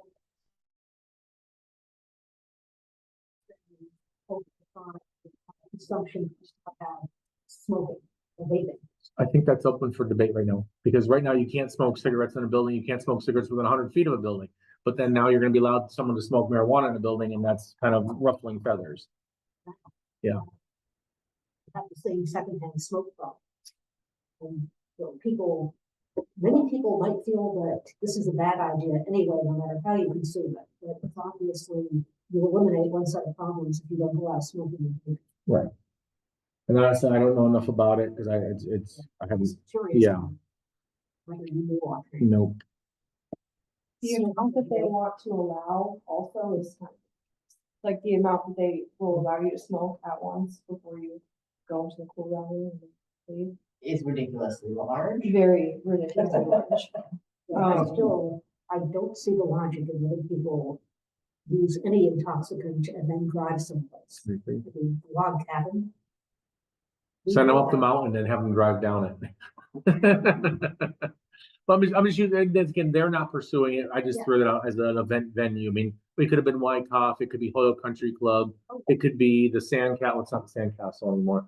But whatever's down at the Kmart Plaza, that round building, it used to be a bank, then it was the Sandcastle, and now I don't know what it is. Pizza place. You know, it could be any of those types of places. Yeah. Yeah. Right, no, I hear you. Right. Worst case, yeah. Right. It was a case of grams, and I don't know anything about it, but what was the gram level that's being allowed? 3.5 grams. You're allowed to smoke up to 3.5 grams. No. And then go to the cool down room. and then- That's a lot, isn't it? And I don't know what that means. 10 milligrams, and then have. You're to sit in the lying. room. And then That's leave. insane. They would like get you on the way home. Leave Gosh. 3 days later. Yeah. So, Cool down room with sleeping facilities and then overnight accommodation. I think already, I feel like I've read this horrible novel. I feel like it involves trafficking really quick. All right. Now, large event? yes, Just, so we've got, BLBG and R1. yeah, 29 was BLBG, 30 was R18RO, or R1 to R1A. Then we've got the number 31, which is, All right, so these we don't have pieces of paper about. No. No. Start, you know, right? and then we ended up going back, and there were 2 others in addition to that. Review. Section 10 review. What? But end up in the school down room where you forget it. I have number 31 RO, number 32 section 10 review, number 33 remove. BE, correct, and presumably make that BG or something, right? So large maps, I'll just.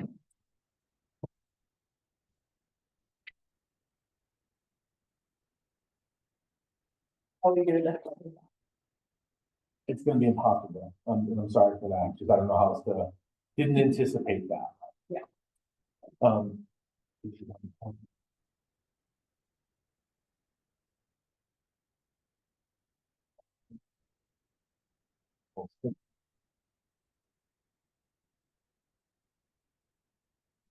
Sometimes we can log into the portal.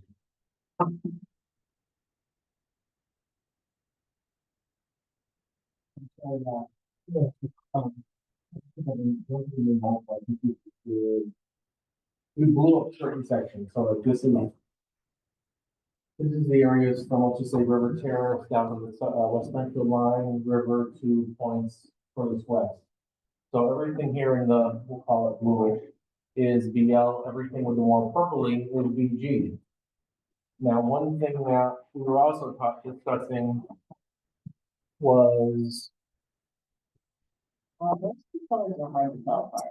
We took them directly from the zoning ordinance, so if you were to look at them as the full, or rather if you were to look at them here in the full zoning map rather. They might be a little bit more discernible, but it was just directly taken from that, which is the way to prevent taking them out together. I see your point, but it's, Right. so another thing we were discussing. Correct. And then there was also discussion as well,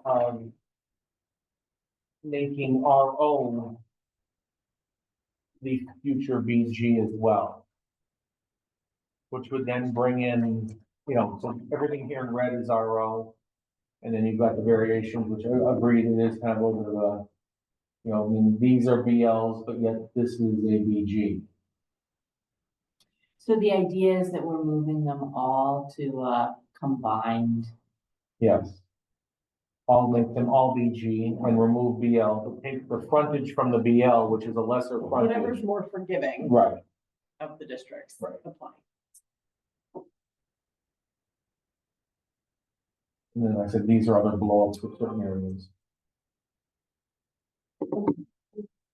Think of our argument. Is this area at the end of 391 actually like our highway shopping center? No. Because this currently is, you figure this is, Fitzpatrick Skating Rink, this is the South Street Plaza, and this is the future, the Dunkin' right there. Fitzpatrick Skating Rink's back here, this is the pool. This is just green space at this point. This is the, auto zone or advanced auto parks, whichever, right, because that's, here's it back, that's if you're coming down this way. So in this case here, this is South Street's coming down. Am I off the block? No. I might be, No, you're right. right, okay. I'm in my head, but,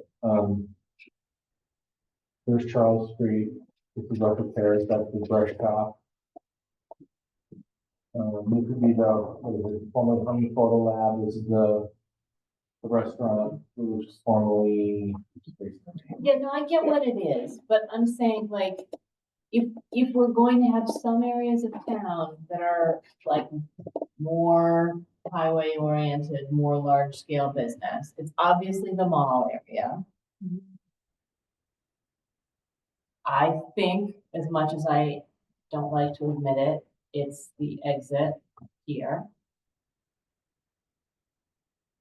And I think it's here. And perhaps here. Who are you looking to attract for developers? Because I can tell you, like, hotels, gas stations want off ramps. And you do see that like up by the Holy Mall, a little bit here. But there it becomes like disposable income that these folks have in this area. That's why you don't see a lot of like major resort. And then you get like parcel sizes and easements are very weird on High Street. And Maple, the lots are very narrow. So the reality of it, what are you looking to see in more sections? 91 was originally, I think, supposed to flow through here, wasn't it? Gary Samuel Resnick. At that time. Recognized as one of the great mistakes in fact. Well, back in the Helen Norris days, she called it 391 flyover, and somehow she was gonna try to divert the traffic out of her ward, and she wanted to take it right up to there, to just basically cut 391 right up to Cherry Street up to the 91. It's tough to determine something like that. This is very residential, Right. the soldiers home. Yep. There's a lot of traffic there,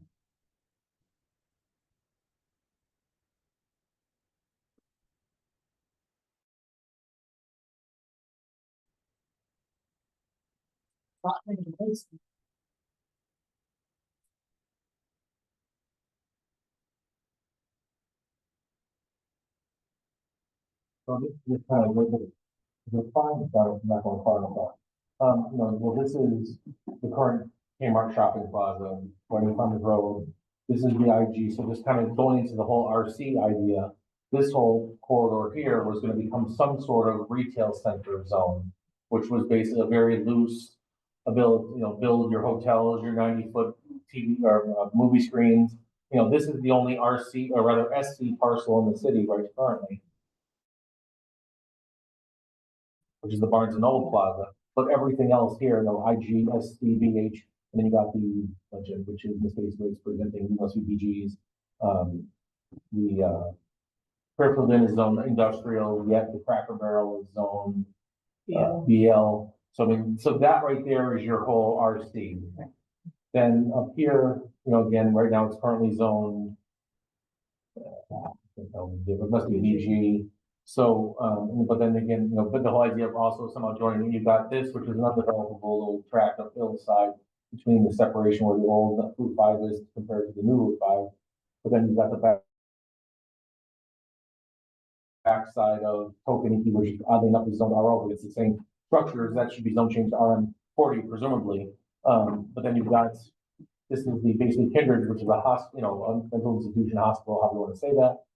You've got that, which is an RO, the Congregate House, which is an RO. This here, we had tried to zone change, I don't know, that'd be 8 years ago to RM20, but that pretty much failed. Then you've got the old Mount Marie, which at the time was taking advantage of everything because it was a church use, and now it's not, but that's all zoned RO.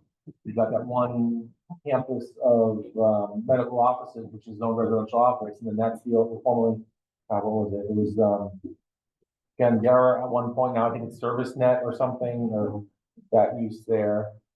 The Amazon parking lot back here, IG, the apartments to the south are 40.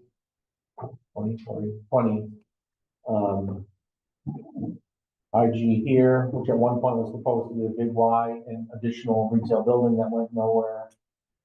You know, we got a mishmash down here with an industrial park that no one's actually building anything in, because that's the state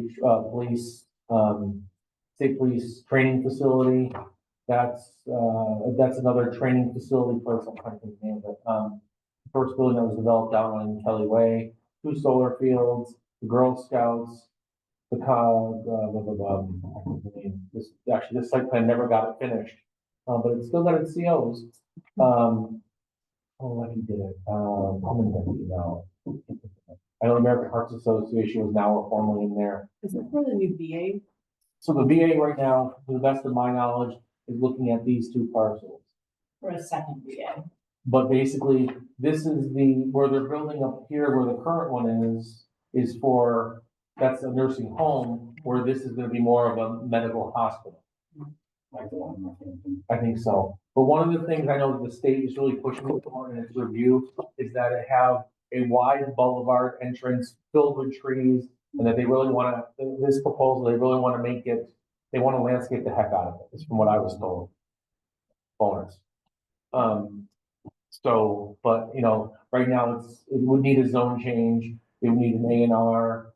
You know, this was the reason why they did this years ago, was to create fictitious frontage to get the frontage, so they created this little bit of this bit here to get it so they could get the 200 the feet of frontage they needed. So the entrance is gonna go off of this somehow, if you know, it's only a proposal, the state can eventually say go pound sand. But you know, you are faced with, there is significant, yeah, it's significant factor. Yes, it's actually the surface supply watershed for the aquifer, which is here, cuts right to the middle of it. And I'm assuming that there's gonna be some natural heritage issues out there as well. So going back to the question Yeah. before we went off No, on no. the tangent, I haven't seen. Like, content. no, it's good, but so the reason why I question this is what I worry, you know, like we want to restrict those kinds of really big intensive uses, but I'm a little worried that if they are only allowed by the mall, sort of out here and right by the highway, maybe here, there's no, you know, where are your, obviously people who have their, you know, motor repair businesses and their, you know, gas stations are pre-existing, so they're gonna get to continue, but if we wanna start slowly over time concentrating those kinds of uses in a place, where is it gonna happen downtown? And that seems like kind of an obvious spot for it, which is why in my head, you think about like, if you're gonna have a, whatever comes out of our business highway shopping center discussion, if you're gonna want to eventually have that kind of use pulled together somewhere down nearer to downtown, so it's accessible to people. Where is it? It seems to me the exit off 391 is the logical place. But yeah, well, at this point, I mean, we haven't even touched I'm BH. talking generally. Big, really, it's a big help. You know, Right, but there's, anyway, I'm just like, I'm putting that out there as an idea of like, But I think at this point, though, we haven't touched the BH. This is strictly just trying to resolve similarities in BL and BG, because there's so few BL parcels compared to BG. So to kind of rein them in and make them spatially more compliant and use-wise more compliant.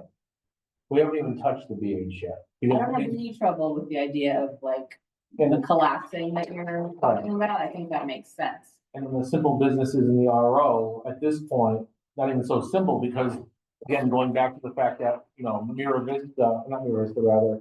Marie is in its entirety that gigantic, remember several years ago, we changed the ordinance to allow for it, so it read every 2,500 feet of use, because at the time, Mount Marie was complaining that they could only do one business there versus 20.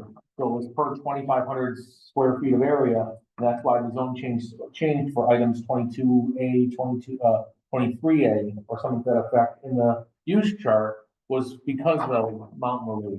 But regardless, right now we're trying to tackle whether or not, these, to your point, yes, we need to figure out what we can do here on High Street to accommodate the Williams Auto Sales, but also not necessarily, this is the corridor that's currently zoned BH.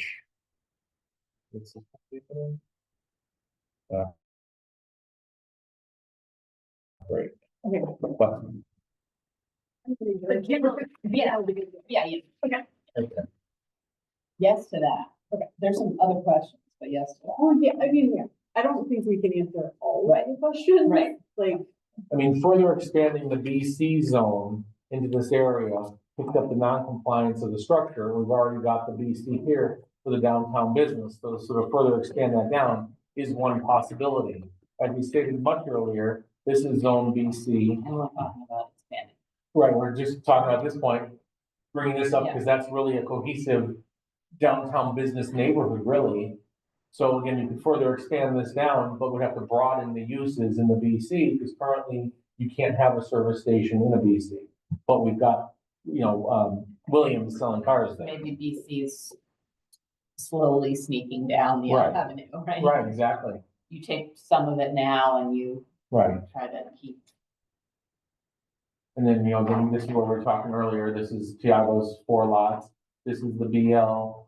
Making this all DR and carrying it at least up here, but we'll further investigate that. But even, this too, I'm trying to think what's there. I don't travel Suffolk Street that much. But there's the YMCA, which is zoned RL, which makes no sense. There's not much in there that needs to be.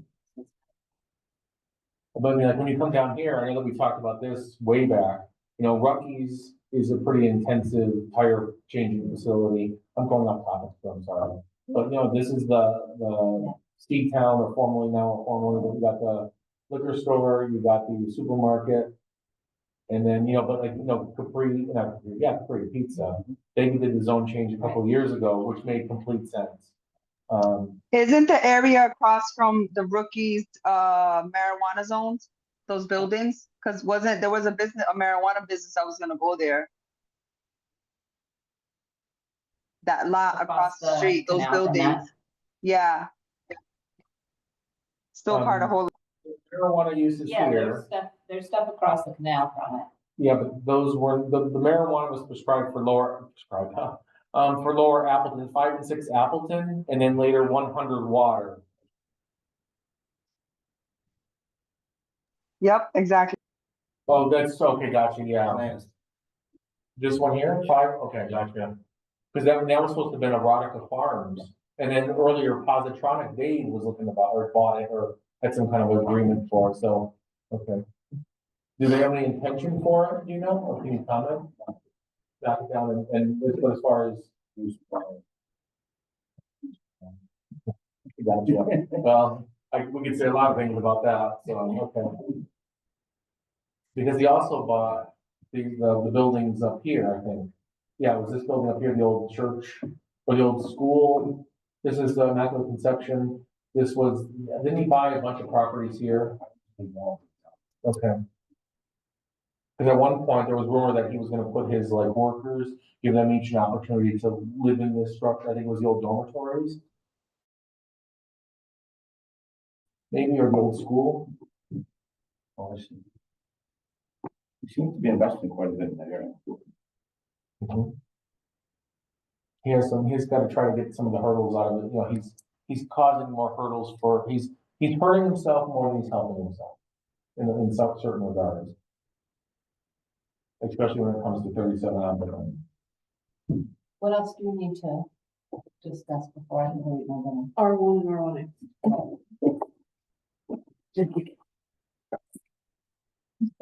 It's really interesting, but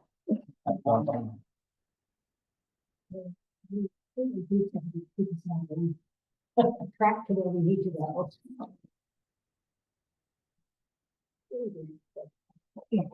What are you having for dinner, Kate? no.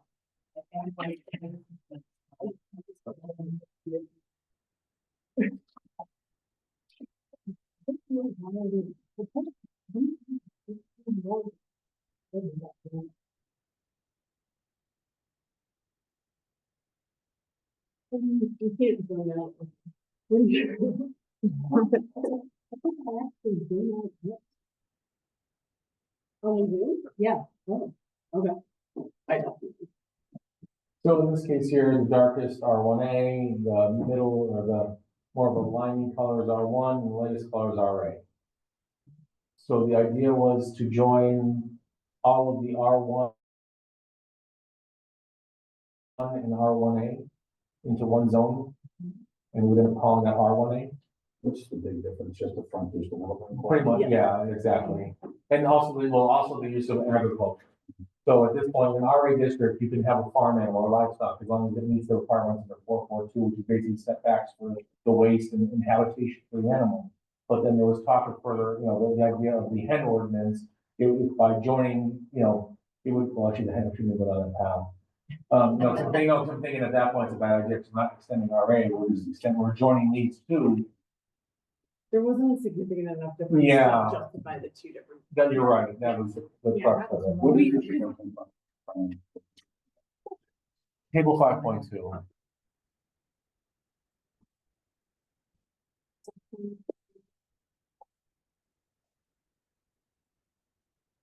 So for these two, R1. R1 This- is 90.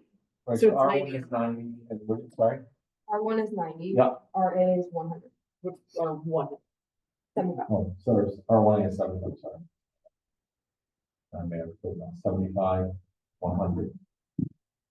So collectively, we're making it 75. Right. And bearing in mind, everything to the west of this line is in the WRPOD, the Water Resource Protection Overlay.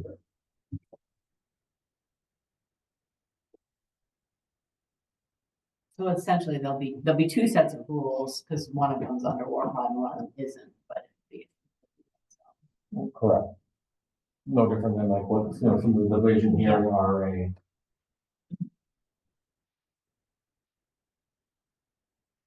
See a reason not to advance.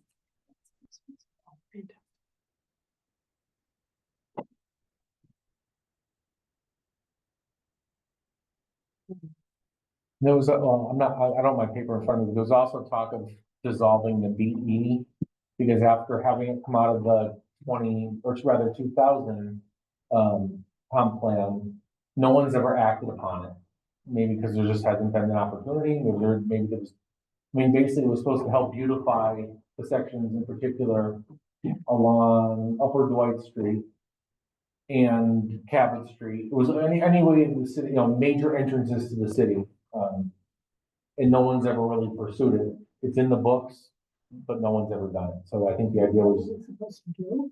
it was supposed to, put requirements in place that would, so that people in the corridors on the entrance of the city or off of, say, Interstate 91 would be to like requirements for landscaping, requirements for setbacks, to try to further enhance. So it wasn't just a sea of parking as you came down White Street, but it was supposedly to help beautify it and bring the buildings closer to the road and that kind of stuff, but no one ever did it.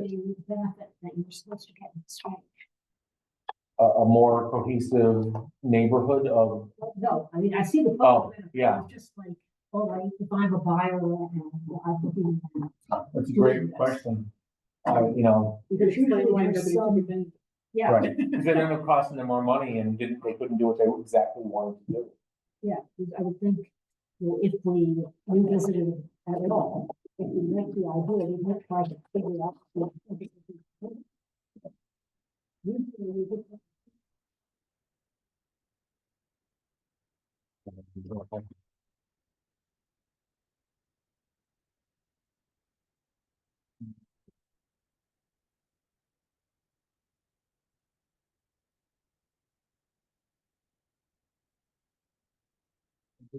No, right, to your point, what's the benefit? But the idea was to turn everything on Dwight and Northampton to BE.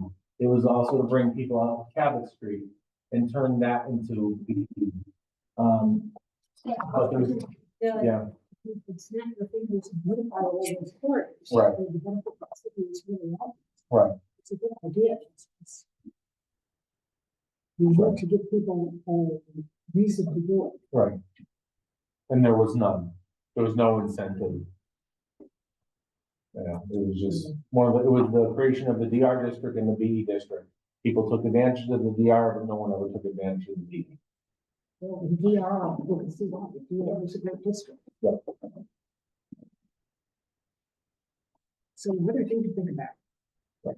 Where is your greater traffic flow? Is it the AM traffic coming up Hamden, PM down White, or is it Maple and then high and roll back? Where people, it's flowing to South Haven. Right, I mean, I would say it's, well, primarily it's up over the mountain for some that come down, and then it's, or it's rather, it's 202 down Beach. Then eventually they're either gonna do the rotary or they're gonna cut down here and cross the bridge there. We also got 141. Yeah. Right, oh, you definitely, the 141, yeah, down here is significant there.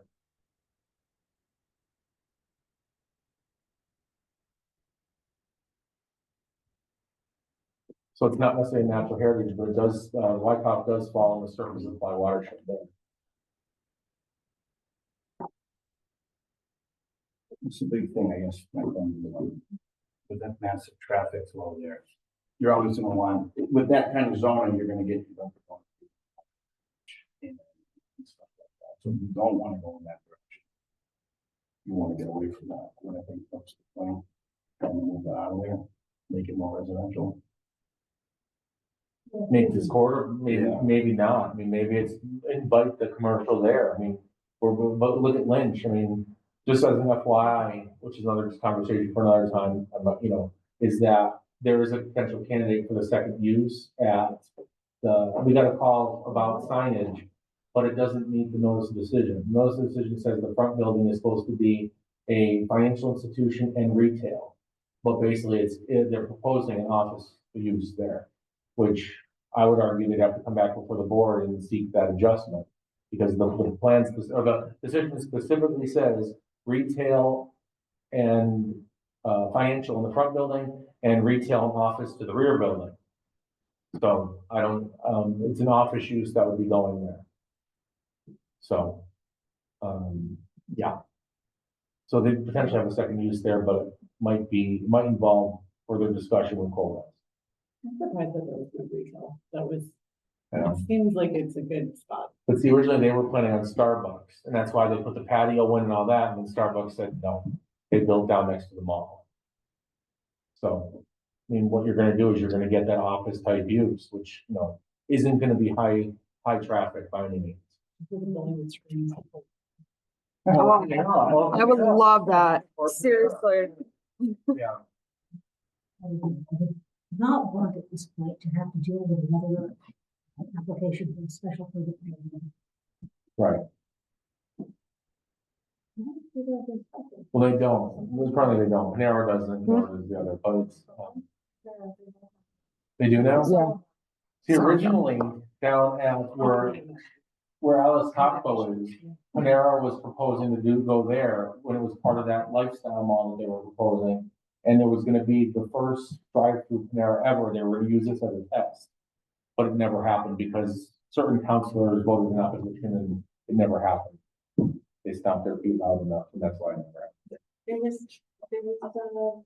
Lily Sano was building out up near, It's probably Mrs. Mitchell's Kitchen. right, but has it ever opened? It's never opened, right? There's a banner there, the banner on it. Did it? Yeah. Yeah. Right, Yeah. because that's the sort of thing that, yeah, I mean, that seems like, if they hadn't taken that spot, I would have loved to see them in the Lynch site. Yeah. Right, but unfortunately, it's like even looking at other, like the place where they knocked the church down in West Springfield, it's now a Florence Bank. I guess it's like 3 uses that are not heavy impact. And I think one of them is a Geico Insurance. And that's pretty much a very similar use to what they're proposing at the current site, right? You know, I guess that's just what the market's bearing at this point, but you're gonna get an Edward Jones there. That's what's proposing. But it's not allowed use technically by the notice of decision. So, I don't know, they said they're gonna, eventually we'll have to address that. I just forwarded all the information today to the designer. Okay, the last thing on our list is Mhm. section 10 review.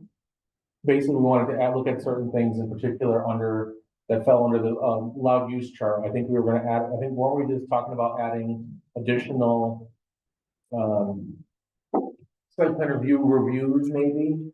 Or were we even considering the idea of minor site plan review? And then we were also gonna talk about 10A, which is the best review.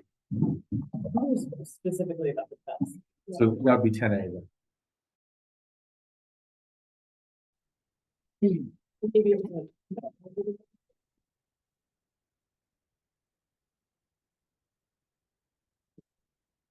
That's the last note I made, so that's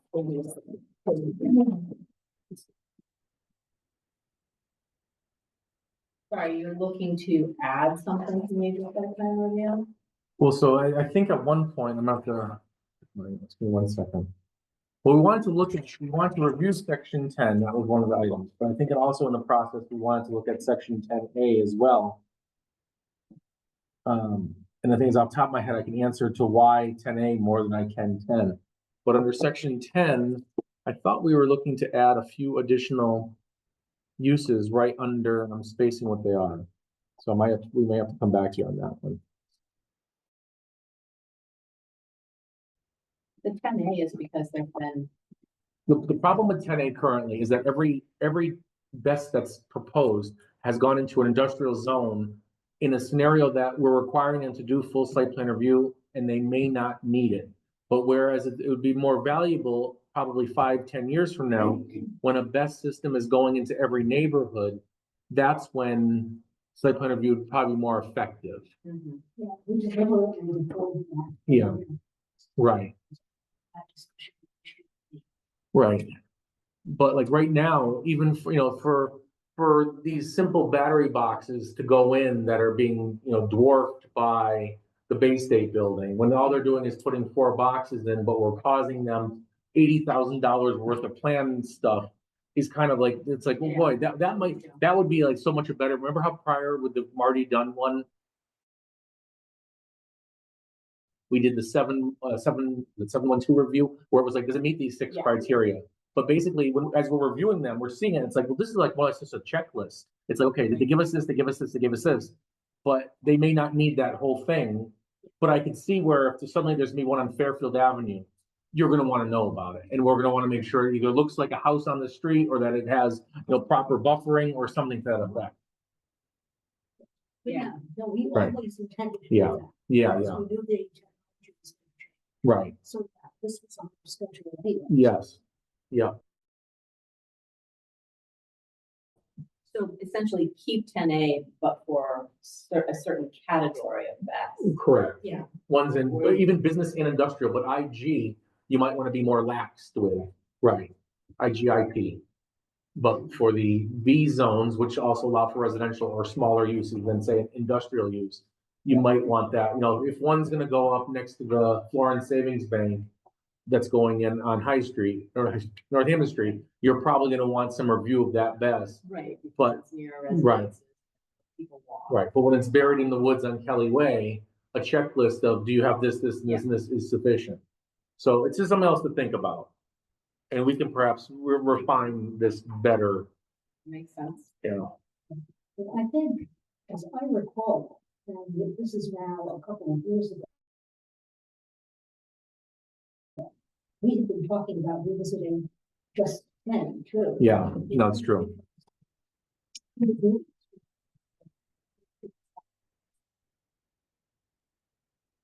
Yep. And what is it for, what's specifically going to be trying to enforce?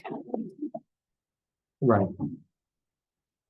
Well, I mean, even like adding a number 7, I mean, that could be, depending on how 10A is altered, number 7 could be best in, you know, again, I don't know if I want to get into the weeds of it, but we could add a number 7 there that could be best installations as well for the, either a grander scale or the more micro scale, depending. But then, yeah, exactly. Those are little things that cause problems. Right. And that was another thing that I think the board, well, I wrote this for the note for last time. I don't know if we actually, this was the paper that was provided last time. It was, Parker went through and created purposes for every zone that we currently, because currently we don't have a purpose for all of them. So this is just kind of in draft format. I think we had meant to talk about it last time, and I don't know if we had to bring it up, but then it also shows that at the time we were thinking of joining GBL. We were also looking at, let's see, section 5, we were talking about IP versus OP. We circled RO because that was a question on how we were going to manage that, but we also called out what municipalities and how the others dealt with their specific zones. So this is something else that we can re-present to you, but was probably overlooked just due to the significant meeting that we had on the 14th. And then also, Parker, based on the last meeting, went on and added all the updates to the spreadsheet that was on the drive as far as what the conclusions were up to that point. So then we would know at this point how to further advance out this stuff.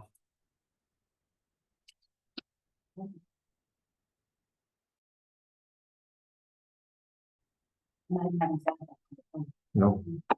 Here we are.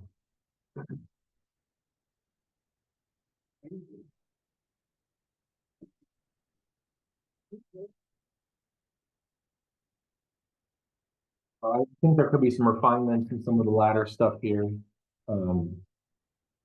But I think we've heard a lot of comments that we can now pull together some additional stuff that can be presented in a digital format over a Zoom meeting for our next meeting. Yeah, like anytime we have a chance to keep working on it. Right, exactly.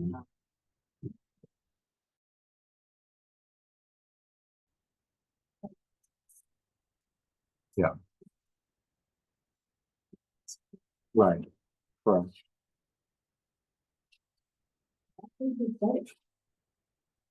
But I still think there might have to be a phase 1, phase 2 of the amendment. Just because I think there's still some items that we've discussed that we haven't scratched the surface on.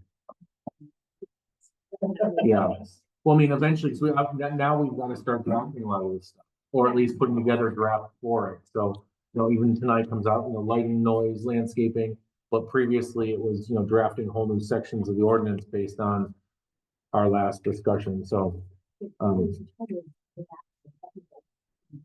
right.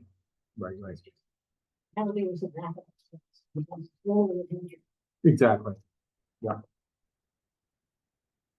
there's no way that I will rule the city council. Right.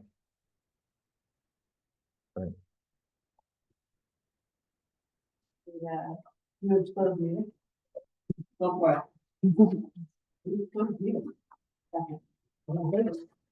Roll call vote for Mimi? Kate? Lauren? And Rosa. Yes, ma'am. See ya. That was